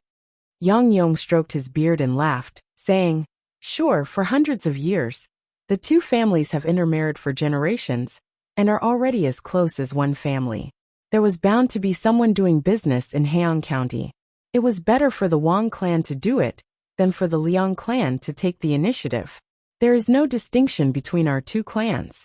If the Wang clan makes a profit, the Yang clan makes a profit." Wang Daoyuan and the 3 Yang clan members exchanged greetings for a long time before bidding farewell and leaving. After Wang Daoyuan left, Yang Yong let out a sigh and said, "The Wang family really has such strong destiny. They actually found the god-restricting silkworm. Fortunately, our relationship with the Wang clan is not bad, and we can get a share of the profits. With Wang Shui's talent, and the wealth provided by the god-restricting silkworm, the Wang clan has a greater chance of becoming a golden core clan. Our Yang clan also has a chance to soar. I have fought with that old fogey Liang for my entire life, and only managed to gain the upper hand with the help of the Red-Beard bandits. It seems that if we want to completely suppress the Liang clan, we still need to borrow the Wang clan's hand. In the future, you have to build a good relationship with the Wang clan. With your own strength, you can at most have my current achievements. If we can borrow the rise of the Wang clan, our Yang clan might be able to produce a golden core in the future." Yang Ziqing and Yang Yulin both nodded in agreement. Wang Daoyuan left the Yang clan and rushed back to Jade Spring Peak on his sword to report the Yang clan's attitude to the 12th uncle. However, after returning to Jade Spring Peak, he didn't see the 12th uncle. After asking, he found out that a rank 2 monster beast had appeared in the area of Mirror Iron Mountain. The clansman guarding Mirror Iron Mountain reported to the 12th uncle that the 12th uncle had already gone to check on the situation. As soon as he heard that a rank 2 monster beast had appeared, Wang Daoyuan immediately became interested. When he sparred with Yang Yuhu before, he didn't dare to use his full strength in public, and only used the water dragon technique to contend with him. It wasn't fun at all. Now that a rank 2 monster beast had appeared, he could use it to practice. He wasn't worried that the rank 2 monster beast would be very strong. Otherwise, the 12th uncle wouldn't have gone alone. The clan's affairs were managed by the various elders, and the disciplinary hall's affairs were handled by the stewards. There was no need for a foundation establishment cultivator to take action. He directly rode on Uni Tiger and left Jade Spring Peak, flying towards Mirror Iron Mountain in the southeast direction. Before he reached Mirror Iron Mountain, he saw the 12th uncle patrolling in the sky on his sword from afar. Wang Daoyuan urged Uni Tiger forward and asked, "12th uncle, what kind of rank 2 monster beast has come?" Wang Shui shook his head and said, "I haven't seen it before. It's just that this beast has been moving around in the vicinity, leaving some traces, and releasing the aura of a rank 2 monster beast. However, it hasn't attacked Mirror Iron Mountain, causing everyone to be anxious. Wang Daoyuan released the golden-winged goshawk and said, "The golden-winged goshawk has good eyesight. Let it search for a while, maybe it'll find something." Oh right, during this trip to Riveryong County, we sold 2 ships of goods for 3 times the price, and brought back 2 ships of spirit beast meat. In the future, the clan can do a business of spirit beast meat again, and the drunken immortal restaurant won't have to worry about lacking ingredients. There are still many important matters in the clan waiting for you to deal with. Why don't I stay here and keep an eye on things while you go back first to deal with official business? Wang Shui glanced at him and said, "Don't even think about it. It wasn't easy for me to make a trip out. And you want me to go back? No way. Besides, with your set of reforms, the daily affairs will be handled well by the various elders. What official business do you need me to deal with? If there's really something that can't be dealt with, don't you still have the 2 grand elders? Stop talking nonsense. Let's drink first and wait for your golden-winged goshawk to find the monster beast. After dealing with the monster beast, we'll return to Jade Spring Peak." After saying that, the 2 sat on Yun Yi's back. Wang Shui took out 2 wine jars from his storage bag and threw one to Wang Daoyuan. Wang Daoyuan was a little surprised and asked, "12th uncle, what's wrong with you today? You're not freeloading my wine, but actually treating me to wine." Wang Shui smiled and said, "You're thinking too much. This is my improved scarlet blood wine. It's not bad for me to drink it, and there's no one else in the clan who knows how to taste wine. Help me taste this wine." Wang Daoyuan took the wine jar, opened it and drank a mouthful. He carefully tasted it and said, "There's no problem with the taste, and there's no problem with the aroma. Compared to the original recipe, there's more blood worry and muscle-growing grass. The healing effect of this wine is not weak. But didn't you originally want to add the jade butterfly orchid?" Wang Shui said self-deprecatingly, "I was thinking too much. The jade butterfly orchid and the scarlet blood wine are like fire and water. After adding the jade butterfly orchid to the scarlet blood wine, the wine's aroma is not bad, but it's hard to drink. No matter how I adjusted the recipe, it was useless, so I simply gave up. The scarlet blood wine itself has some healing effect, and it's very compatible with the blood worry and muscle-growing grass. Therefore, this scarlet blood wine was created. As for the jade butterfly orchid, let's talk about it later. This is the wine recipe, brew more, and I'll freeload your wine in the future." After saying that, he handed a piece of paper to Wang Daoyuan. Wang Daoyuan directly stored the wine recipe into the spiritual pearl space. At this time, the golden-winged goshawk let out a sharp cry, which meant that it had found traces of the monster beast. Chapter 176. Wang Daoyuan immediately ordered Yun Yi to move closer to Golden Wing. Both of them put away the wine jars and took out their magic weapons, preparing to fight the beasts. Soon, Yun Yi flew to the place where Golden Wing was. Golden Wing was circling around a small forest in the sky. It didn't dare to lower its altitude and was constantly screaming. Looking carefully, a few of the golden sword feathers on Golden Wing's wings were missing. It must have been attacked and the feathers were knocked off. Golden Wing kept circling around the small forest. The beasts that attacked it should be hiding in this small forest. Wang Shui used his divine sense to scan the small forest, but he didn't find any traces of the beasts. Wang Daoyuan realized that this was probably a beast with the ability to avoid divine sense. He used the heaven-peering technique and scanned with his divine sense, but he still found nothing. Helpless, he could only ask Golden Wing about the exact location of the beasts. In the end, Golden Wing replied that it couldn't find any traces of the beasts. Wang Daoyuan asked it about the beasts, and Golden Wing used its divine sense to transmit the information about the beasts. According to Golden Wing, this beast should be a cat. Its entire body was pitch black, and it was hiding in the bushes. Golden Wing's eagle eyes could track a sparrow dozens of miles away, but it couldn't see the cat in advance. When it flew past the small forest, a black cat suddenly pounced down from the tree. Fortunately, it reacted quickly and adjusted its flying direction in time to avoid the fatal blow. However, a few of its sword feathers were still caught. Without the sword feathers of Golden Wing, its flying speed and flexibility were greatly reduced. Once it was attacked again, there was no hope of escaping. Therefore, it only dared to hover in the sky. Wang Daoyuan directly recalled Golden Wing and put it back into the space of the spiritual pearl. Wang Shui condensed a water dragon that was nearly 300 feet long, then turned into more than 10 small water dragons that were more than 3 feet long, and rushed into the small forest. The water dragon searched every tree in the small forest. After 2 hours, there were only a few trees left in the small forest that had not been searched. Wang Daoyuan was constantly monitoring the forest with his divine sense. Once Black Cat made a big move, it would immediately be discovered. But since they didn't give themselves away, they had either left the forest or were on the remaining trees. Wang Daoyuan used the earth armor technique and added 2 layers of medium-grade Tier 2 earth armor talismans on himself before approaching the last few trees. The water dragons surrounded the last few trees. Suddenly, a cat's angry cry was heard, and a small water dragon was directly killed.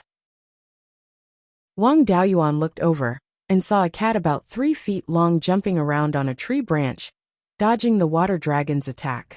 The cat appeared and disappeared in his divine sense. He ordered his doppelganger to check the 10,000 Spirits book and found out that this cat was called a phantom cat, a rank 2 mid-tier demonic beast. The phantom cat's innate spell was concealment. When it used its innate spell, as long as it didn't make any big movements, opponents of the same level wouldn't be able to discover it. The phantom cat's attack power was not strong. It mainly relied on its ability to hide and ambush small demonic beasts to survive. The phantom cat was extremely cowardly. Normally, it wouldn't dare to exchange blows with opponents of the same level.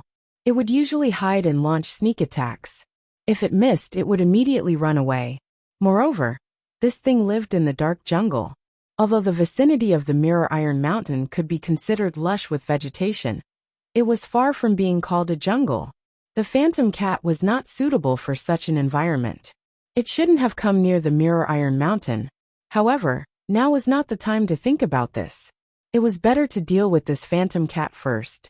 He took out the 5-dragon soul-chasing whip and lashed it out. The phantom cat was still more than 200 feet away from him.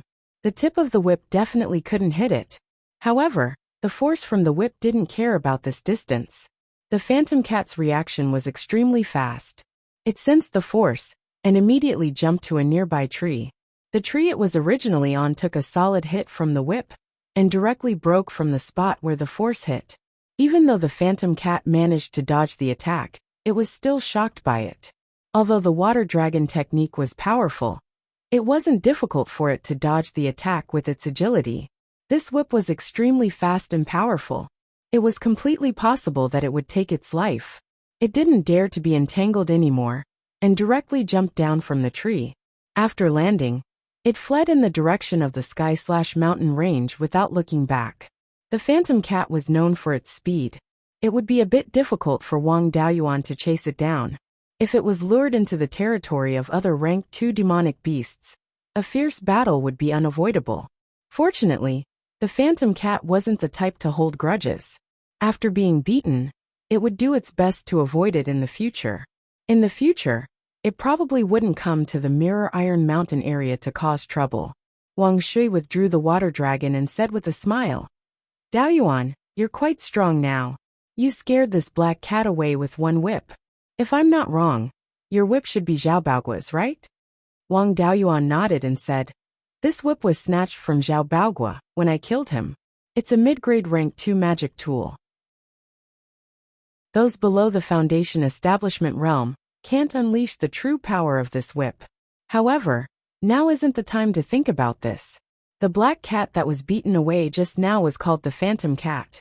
This thing likes dark and dense forest environments. It usually lives in the sky/mountain range and won't leave the forest easily. This phantom cat actually ran outside the range of the sky/mountain range. This matter is unusual. You also know that the demonic beasts that should appear in the depths of the sky/mountain range appeared outside the periphery. This might be the precursor of a beast tide. This demonic beast might have just come here by accident, or it might have escaped because demonic beasts gathered in large numbers inside the sky/mountain range and it had no place to stay. Now, it's been more than 300 years since the last beast tide in the sky/mountain range. No one can say when the next beast tide will occur. If there really is a beast tide, we have to act as soon as possible. Right now, Jade Spring Peak doesn't have the myriad water origin formation protecting it. Once a beast tide occurs, it's hard to say if our Wang family can survive. I'll continue to investigate nearby. If there's a situation, I'll report it to the family. 12th uncle, hurry back and make preparations at Jade Spring Peak. If there really is a beast tide, we'll be caught unprepared. In history, the longest interval between beast tides in the sky/mountain range was 700 to 800 years, and the shortest interval was only 300 years. Although the scale of the last beast tide was very large, and the demonic beast's losses were not small, the interval between the next beast tide and the next beast tide would be relatively long. However, no one dared to say whether it would happen in advance or not. Hearing this, Wang Shui's expression became serious. He said, "Since that's the case, I'll go back and make preparations as soon as possible. You have to be careful here. If there really is a beast tide, don't worry too much. If you lose your property, you can earn it back. Protecting your own life is the most important." After saying that, he flew towards Jade Spring Peak on his sword. After Wang Shui left, Wang Daoyuan released more than 1,000 soul-chasing bees. Ever since the space in the spirit pearl had been upgraded, the area of the spirit field had increased. The soul-chasing bees' honey source had also become richer, and it could accommodate more soul-chasing bees. Currently, there were more than 6,000 soul-chasing bees in the space, and the number was still increasing. Chapter 177. Through the Wasp King, Wang Daoyuan ordered the soul-chasing wasp to explore the sky/mountain range, paying special attention to the distribution of rank 2 demonic beasts. In a beast tide, rank 1 demonic beasts were only cannon fodder, while rank 2 demonic beasts were the main force. He had been in the sky/mountain range for more than 10 years, so he had a certain understanding of the distribution of rank 2 demonic beasts nearby. If a beast tide was about to happen, and the demonic beasts gathered, rank 2 demonic beasts would definitely participate. The number of rank 2 demonic beasts at the edge of the sky/mountain range would obviously be less than normal. If there were no obvious abnormalities in the number of rank 2 demonic beasts, it meant that there would not be a beast tide, at least not a large-scale one. After 4 hours, the soul-chasing wasp returned after going 2,000 kilometers into the sky/mountain range. Not only did the rank 2 demonic beasts in this area not decrease, but a few wandering rank 2 demonic beasts appeared instead. They would not stay in a fixed area, but would constantly wander around, and some would even clash with the native demonic beasts. This situation was not like the gathering of demonic beasts before a beast tide. It was a bit like a huge change had occurred in the depths of the sky/mountain range. Perhaps there was a battle between high-level demonic beasts, or a natural disaster, causing some demonic beasts to be forced to flee their homes.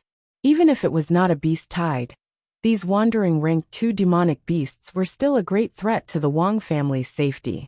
Although they did not have the strength to destroy the Wang family, they still had the ability to destroy the Wang family's businesses. According to the soul-chasing wasp's investigation, these homeless rank 2 demonic beasts were not wandering around aimlessly. Their movement had a certain pattern, and their direction of movement was roughly from the southeast to the northwest. Wang Daoyuan released the soul-chasing wasp again to investigate in the southeast direction. 16 hours later, the soul-chasing wasp returned. This time, the soul-chasing wasp directly flew over the 100 Rivers Lake and explored in the southeast direction. There was no obvious change in the number of native demonic beasts in the southeast direction of the 100 Rivers Lake. However, the number of homeless demonic beasts was clearly much more than the north bank of the clear stream. These demonic beasts were constantly moving from the southeast to the northwest. However, with the 100 Rivers Lake in the way, it was difficult for the demonic beasts to continue moving northwest when they reached the south bank of the Rivers Lake. Only an extremely small number of demonic beasts continued to move north along the east bank of the 100 Rivers Lake. The demonic beasts that came from outside the Qingxi area had used this route to come here. Most of the demonic beasts were gathered at the southern shore of the 100 Rivers Lake. There were already several hundred of them, and the number was still increasing. Now they could basically confirm that something major had happened far to the southeast of the 100 River Lake, causing a large number of second-ranked demonic beasts to run around in disorder. An unforeseen event that could scare away so many rank 2 demonic beasts was not something the Wang clan could handle. These demonic beasts would not stay where they were, nor would they obediently disperse. With such a large number of rank 2 demonic beasts, and some rank 1 and rank 2 native demonic beasts on the way, it could be considered a small beast tide. A large group of demonic beasts gathered together, without a high-level demonic beast to lead them. In a short period of time, they would not have a common goal. However, when demonic beasts gathered together, it was inevitable that conflicts would occur. When the demonic beasts fought with each other, the strongest one would eventually become the temporary Beast King. At that time, under the leadership of the Beast King, the beast horde would advance rapidly in one direction, and the beast tide would be completely formed. Fortunately, the beast horde was gathered at the southern shore of the 100 Rivers Lake. With the 100 Rivers Lake in the way, they were unable to advance towards the northwest. They could only choose to advance towards the west or the southwest. If the beast horde advanced towards the west, they would enter the Clear Glass Prefecture, at around 6,000 li south of the Clear Glass Marketplace. That would be the central region of the Clear Glass Prefecture. In the north of the Clear Glass Prefecture, there was the Clear Glass Marketplace. In the south, where the Clear Glass River and the Thousand Rivers intersected, there was the Thousand Rivers Marketplace. These 2 large marketplaces had Zifu disciples of the underworld sect stationed there. The Thousand Rivers Marketplace had more than 1 Zifu disciple stationed there. However, in the central region of the Clear Glass Prefecture, there were no large marketplaces, nor were there any underworld sects stationed there.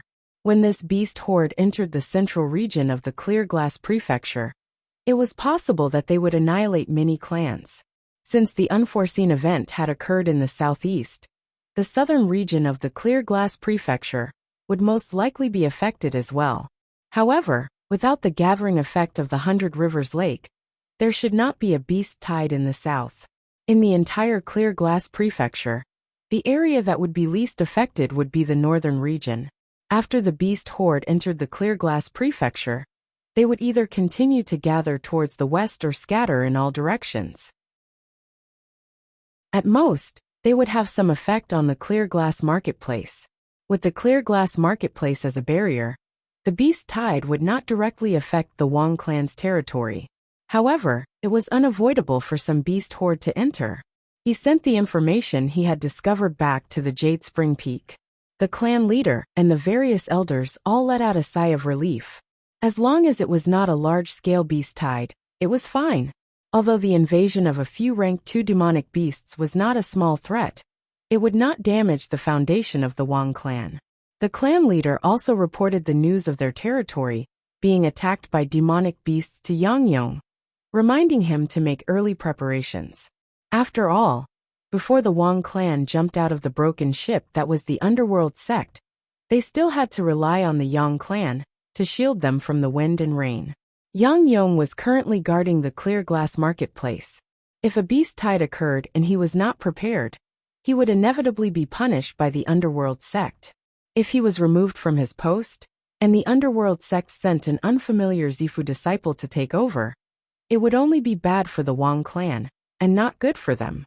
If Yang Yong was able to know about the beast tide in advance, and make sufficient preparations to avoid losses, it would be a great merit. He had just been promoted, so it was impossible for him to be promoted again. However, if he were to make a great contribution, his position would be even more stable. Yang Yong was still the Wang clan's backer in the underworld sect. Only when the backer's position was stable could the Wang clan have a better life. After Yang Yong learned of the strange movements of the demonic beasts, he did not dare to be negligent. He immediately activated the spies that the underworld sect had placed in the Green Willow State to investigate if there were any strange movements of the demonic beasts. Then, he headed north of Qingli County to see if any of the clans near the periphery of the sky/mountain range had discovered anything strange. Soon, some families sent back news that they had been harassed by unknown rank 2 demonic beasts, and some of them had even suffered casualties. The spies of the Green Willow continent also sent news that a group of demonic beasts had gathered in the south of the 100 Rivers Lake. Yang Yong knew that the situation was serious. He immediately reported the matter to the sect to inform the various parts of Qingli County to make preparations. After all, Yang Yong only had the authority to govern the families in the northern part of Qingli County. He didn't have any contact with the families in the central and southern regions, so he couldn't quickly report the news. When the Netherworld sect learned that there was going to be a small beast tide, they reacted very quickly. He immediately sent several Zifu elders and 50 Foundation establishment cultivators over. They boarded a flying warship and headed towards the center of Clearglass County. He also issued a conscription order for all the families in Clearglass County to send out Foundation establishment cultivators to defend against the beast tide. The Wang clan was naturally on the list of conscriptions. However, because of their contribution in reporting the news, the Yang clan took care of them and only conscripted one Foundation establishment cultivator. Before the beast tide attacked, they would make preparations beforehand. The effect was much better than making preparations after the beast tide attacked. At least they could set up formations in advance and rely on the mountain protecting formation of the various families to deal with the demonic beasts. The number of Foundation establishment cultivators that needed to be conscripted was much lesser. If the beast tide entered Clearglass County and caused a large number of casualties, the Underworld sect would then make preparations. The 4 Foundation establishment cultivators of the Wang clan would probably all be conscripted. At that time, without the Foundation establishment cultivators to guard, if there were any rank 2 demonic beasts that escaped, they would definitely destroy many of their businesses. Their clansmen would also suffer heavy casualties. Chapter 178. After ascertaining the situation, Wang Daoyuan had a rough idea of what to do. After patrolling along the border of the sky/mountain range for a few days, he killed 2 second-rank inferior-grade demonic beasts that broke into the Wang clan's territory. Wang Shi sent him a letter every day, reporting the situation outside. After learning that the Netherworld sect had issued a conscription order, he immediately returned to the Jade Spring Peak. Before he reached the Foundation establishment stage, he often found trouble with the Dark Cloud Wolves in the Green Willow province. The cooperation of the Dark Cloud Wolves was much better than a temporary gathering of demonic beasts. No one knew how to deal with demonic beasts better than Wang Daoyuan. If the Wang clan wanted to send out a Foundation establishment cultivator, he was naturally the most suitable. After returning to the Jade Spring Peak and arriving at the meeting hall, he heard the clan leader and the elders discussing who to send to resist the beast tide. Wang Shui said, "Granduncle is already old, 5th uncle is in seclusion, and Daoyuan just reached the Foundation establishment stage not long ago. I'm more suitable." Wang Daoyuan walked into the meeting hall and said, "12th uncle, let me go. No one has more experience than me in dealing with demonic beasts. I could chase after the Dark Cloud Wolf King when I was at the peak of Qi refinement. Now, I can easily destroy the entire pack. Can you deal with a second-rank inferior-grade Dark Cloud Wolf King now?" After reaching the Foundation establishment stage, Wang Daoyuan could already unleash 60 to 70% of the Soul Extinguishing Bell's power. If he fully activated the Soul Extinguishing Bell, no first-rank demonic beasts could survive within 100 feet. Within 100 feet, second-rank inferior-grade demonic beasts could only breathe, and second-rank middle-rank demonic beasts would also be severely injured.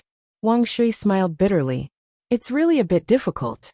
With my current strength, I have no problem fighting the Dark Cloud Wolf King. If I encounter a wolf pack, I'll be exhausted to death." Wang Daoyuan smiled. "The easiest way to resist a beast tide is to fight a war of attrition. I cultivate a full attribute cultivation technique of the 5 elements. In terms of attrition, Even a heavenly spirit root can't compare to me. I have a large number of second-rank talismans with me, so I'm least afraid of a war of attrition. Besides, I'm not the only one resisting the beast tide. The Netherworld sect and the other clans have all sent out Foundation establishment cultivators. This beast stampede doesn't have much to do with our Wong clan. I'm not a rash person, so there's no need for me to fight head-on. Also, many people knew that the 12th uncle was the hope of the Wong family's rise. There weren't many families that wished for the Wong family to rise again. Even the Yang family wasn't willing to see the Wong family return to the glory of their ancestor. If the 12th uncle went out, he might be schemed against. And the fact that I have Penta spiritual roots is not a secret. It's not worth it to spend such a huge price to scheme against me, 9th great uncle said worriedly. After all, you've just built your foundation not long ago. I'm afraid it'll be a bit difficult for you to deal with a second-ranked demonic beast, right? Wang Daoyuan waved his hand and said, 9th great uncle, you don't need to worry. A few days ago, I was intercepted by the Yang family's Yang Yuhu and had a spar. Yang Yuhu's cultivation was at the 3rd level of Foundation establishment. I defeated him with only the Water Dragon art. The Water Dragon technique could only be considered the weakest of my trump cards. In a life-and-death situation, I couldn't care less if it was a trump card or not. If I used all my means, it would be difficult to kill a 4th or 5th level Foundation establishment cultivator. But the chances of defeating him were still very high. Demonic beasts can't be compared to cultivators. Their means are too simple. An ordinary rank 2 demonic beast's strength is far inferior to that of a rank 1 cultivator. A mid-rank rank 2 demonic beast can't threaten my little life. Hearing him say this, all the elders were very shocked. Wang Shui, on the other hand, wasn't too surprised. When dealing with the phantom cat that day, the power of Wang Deyuan's casual whip could scare away a mid-rank rank 2 demonic beast. Wang Shui also had some guesses about his strength. Wang Shui sighed and said, Daoyuan's fighting strength is indeed above mine. Forget it, I can't win against you, so I'll let you go. However, you can't go without any preparations. Before you reach Foundation establishment, there are some things that you can't use. This time, when you go to resist the beast stampede, you might encounter any danger. If you don't bring something to defend yourself, the elders and I won't be at ease. Go find the 2 grand elders and have them prepare some good things for you. Wang Daoyuan left the assembly hall and came to the Hidden Scriptures Tower. He said to Taigong, Taigong, I'm going to respond to the call to resist the beast stampede. The 12th uncle told me to find you and 5th granduncle to get some life-saving things. Taigong didn't say anything. He got up and went into the ancestral shrine. After half a cup of tea's time, he came out with 3 jade boxes. Wang Daoyuan took the jade boxes. When he wanted to open them, he found that there was a layer of restriction on the jade boxes. This restriction not only had the function of preventing the jade boxes from being opened by force, but it also seemed to have the function of suppressing the contents of the boxes. He curiously asked, Taigong, what kind of treasure is this? Taigong took one of the jade boxes and said, Remember the method I used to open the jade boxes. These things have been here for hundreds of years. They can't be exposed outside for a long time. Usually they have to be sealed in jade boxes. After saying that, he poured the power of his spiritual sense and spiritual power into the jade boxes, making them follow a specific path. After a few breaths of time, the restriction on the jade boxes closed. The jade boxes opened, revealing the contents of the boxes. Inside the boxes was a blue pearl about the size of a grape. The pearl was filled with blue water spiritual power. However, this water spiritual power was very tyrannical, as if it could explode at any time. If this pearl were to explode, Wang Daoyuan knew that he definitely wouldn't be able to withstand it. Taigong quickly closed the boxes. Following the path he used to open the boxes, he circulated his spiritual power and spiritual sense in the opposite direction. The restrictions on the boxes opened again. Wang Daoyuan took one of the boxes. According to Taigong's demonstration method, he used it once and successfully opened the box. Taigong smiled and said, This pearl is called the Gui Water Lightning Pearl. It was left behind by the old ancestor. A bolt of Gui water lightning is sealed inside. Once it explodes, it's enough to kill a Peak Foundation establishment cultivator and heavily injure an early Zifu realm cultivator. This was something the old ancestor exchanged with the Zhao clan in the past. He exchanged for quite a few, and used quite a lot these years. You should use these 3 Gui water lightning pearls sparingly. There aren't many left in the clan. If you encounter an enemy you can't beat, throw it at them. This pearl will explode upon contact. You can also inject a strand of spiritual sense in advance, and use it to detonate it. Its destructive range is 200 feet. When you use it, be careful not to injure yourself. Gui water lightning and lightning pearls. Although Wang Daoyuan has never seen them, he has heard of them. Gui water lightning is one of the 5 elements lightning. It was the ultimate technique of the Zhao clan. Only Foundation establishment cultivators and above can use it. Most of the water attribute techniques don't have much power. If you want to kill, you can only rely on a huge amount of water spiritual power. The Wang clan's water dragon technique walks on this path. Gui water lightning is an exception. It consumes about the same amount of spiritual power as other techniques of the same level, but its destructive power surpasses most lightning attribute techniques. The Zhao clan relied on Gui water lightning to dominate the country of Zhao for nearly 10,000 years. If not for the fact that the Zhao clan's experts suffered too many casualties in resisting the beast tide, the 3 major sects would just be delivering food to them. The Gui water lightning pearls in his hands can only kill Peak Foundation establishment cultivators. This means that the Zhao clan's people who made these lightning pearls are only at the late Foundation establishment stage. The method of making lightning pearls is very similar to primitive spiritual talismans. In the beginning, spiritual talismans are all made by casting techniques, and then using things to seal them up. This method of making spiritual talismans is too simple and crude, not to mention the high requirements for the materials used. The spiritual talismans will often self-detonate. Later, there was an expert in spiritual talismans who created runes based on the techniques. As long as the runes are drawn and injected with spiritual power and spiritual sense, the spiritual talismans made can display the effects of the original technique. This is how the spiritual talismans came to be. However, the 5 elements lightning is very special, and no replacement runes have been developed. Therefore, the most primitive method of making lightning pearls is still used. If there is no restriction on the jade box to suppress it, it might self-detonate at any time. Chapter 179. Wang Daoyuan took the Gui water thunder pearl, bid farewell to Taigong, and returned to the meeting hall. Seeing him return, Wang Shui asked, "How many did you get?" Wang Daoyuan answered, "Taigong gave me 3. Wang Shui gave him a token saying, "This is the Netherworld Sect's recruitment order. Be careful when using the things the Grand Elder gave you. This thing has never been given to Qi refinement cultivators, because they can't run away from it. After using it, run as fast as you can, don't throw your life away." Wang Daoyuan laughed. "Don't worry, my cloud mist escape can move me nearly 400 feet in one breath. This thing can't hurt me." In the central part of Qingli County, there are also many rivers. Staying alive is no problem. 12th Uncle, I'll leave the golden wings to you. Let him patrol the eastern border. These few days, there are 2 second-rank low-grade demonic beasts roaming over.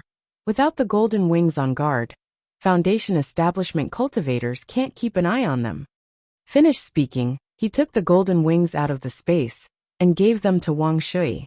Leaving the golden wings behind, he bid farewell to the clan leader and the elders, and rushed to Qingli Market on his sword. In the northern part of Qingli County, those who accepted the recruitment gathered at the Netherworld Sect's Qingli Market headquarters.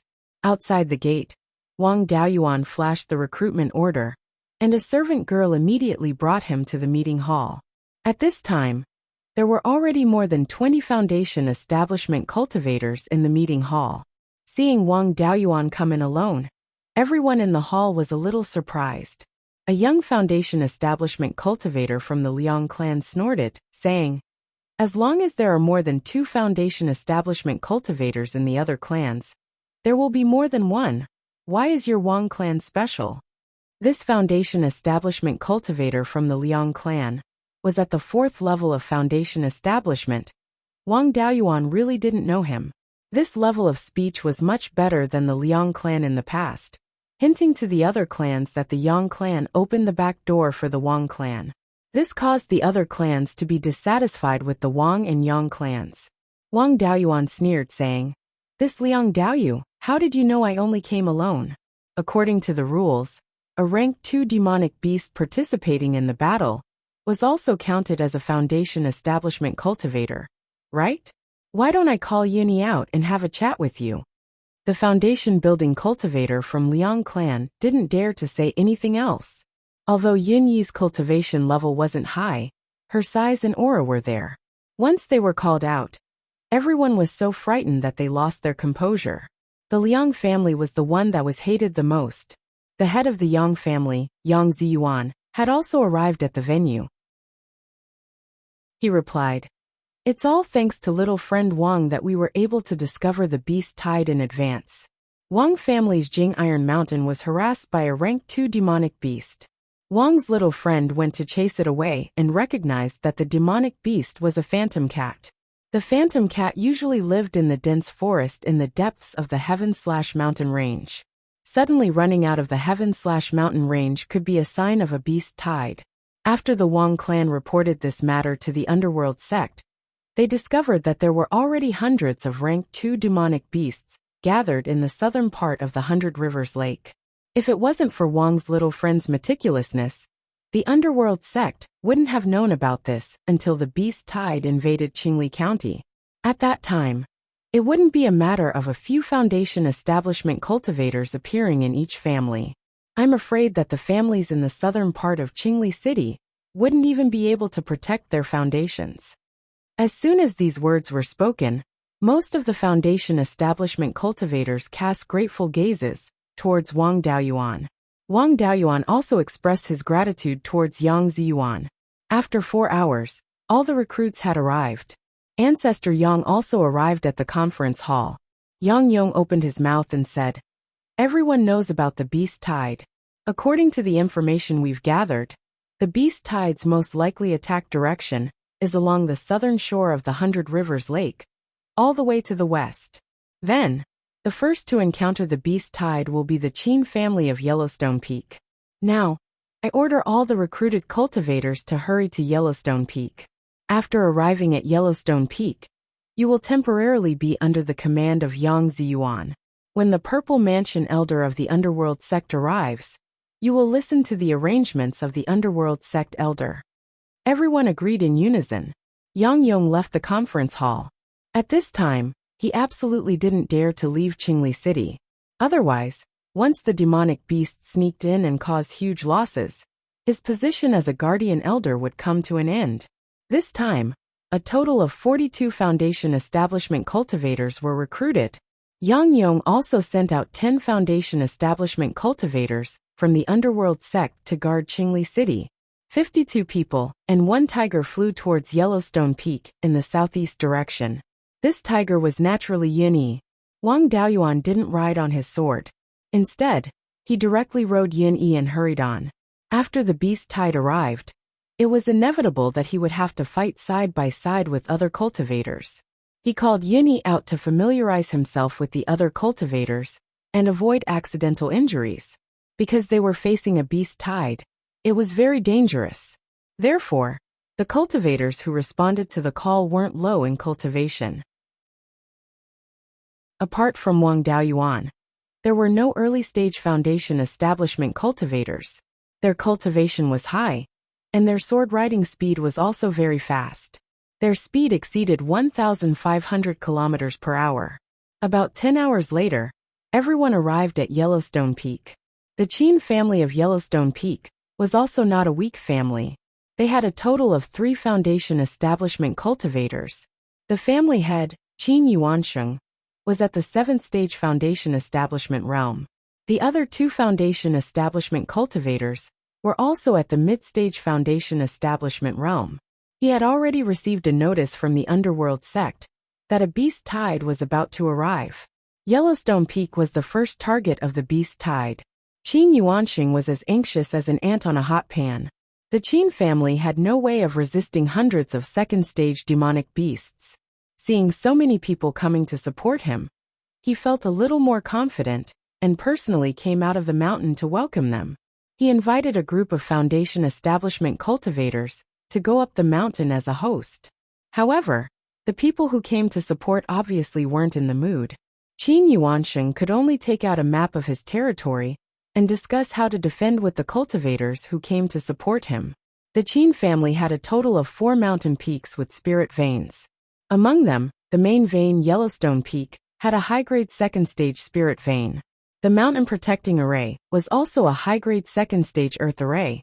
This array didn't have much lethality. Its only advantage was that it was resistant to beatings. It was very suitable to resist this beast tide. Among the 4 spirit mountains of the Qin family, the easternmost one was called Emerald Feather Peak. There was a high-grade first-stage spirit vein on it. Emerald Feather Peak was very close to the border of the Heavenly/Mountain Range. It was only about 200 kilometers away, and more than 500 kilometers from Yellowstone Peak. Obviously, Emerald Feather Peak couldn't be defended. Yellowstone Peak was the focus of the defense this time. Emerald Feather Peak was too far away, and the two couldn't coordinate. The spirit vein's grade was also low and couldn't support a second-stage defensive array. If they sent people to guard Emerald Feather Peak, they would be cannon fodder. Once the beast tide arrived, they could only delay for a while. The cultivators stationed there definitely wouldn't have a chance of survival. The Qin family also knew that Emerald Feather Peak couldn't be defended, and had already moved the cultivators stationed there, and the surrounding ordinary clansmen away. The other 2 spirit mountains were easier to defend. These 2 spirit mountains were Crouching Tiger Mountain and Jade Bamboo Peak. Crouching Tiger Mountain was about 150 kilometers southwest of Yellowstone Peak. There was a low-grade second-stage spirit vein on the mountain. Jade Bamboo Peak was about 150 kilometers northwest of Yellowstone Peak. There was a mid-grade second-stage spirit vein on the mountain. These 3 spirit mountains were roughly arranged in the shape of a triangle. They all had second-stage spirit veins and could support a second-stage defensive array. The 3 spirit mountains weren't far from each other, and it was very convenient to support each other.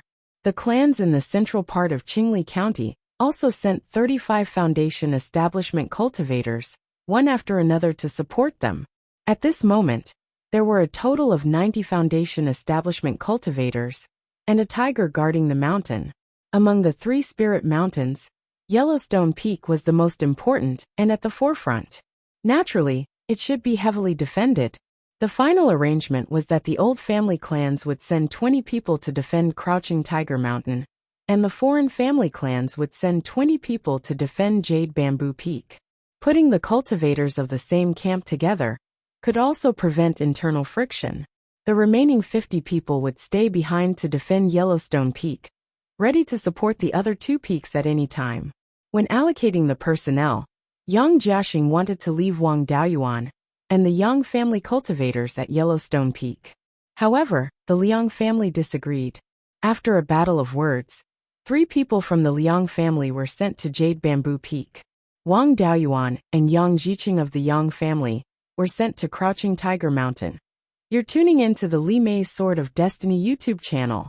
We're so grateful for your support, and don't forget to subscribe to join us on this incredible journey through captivating stories. Your generosity through donations truly makes a world of difference, as it's the primary source of revenue that allows me to expand and enhance this channel for you. Thank you from the bottom of my heart for being a part of this adventure.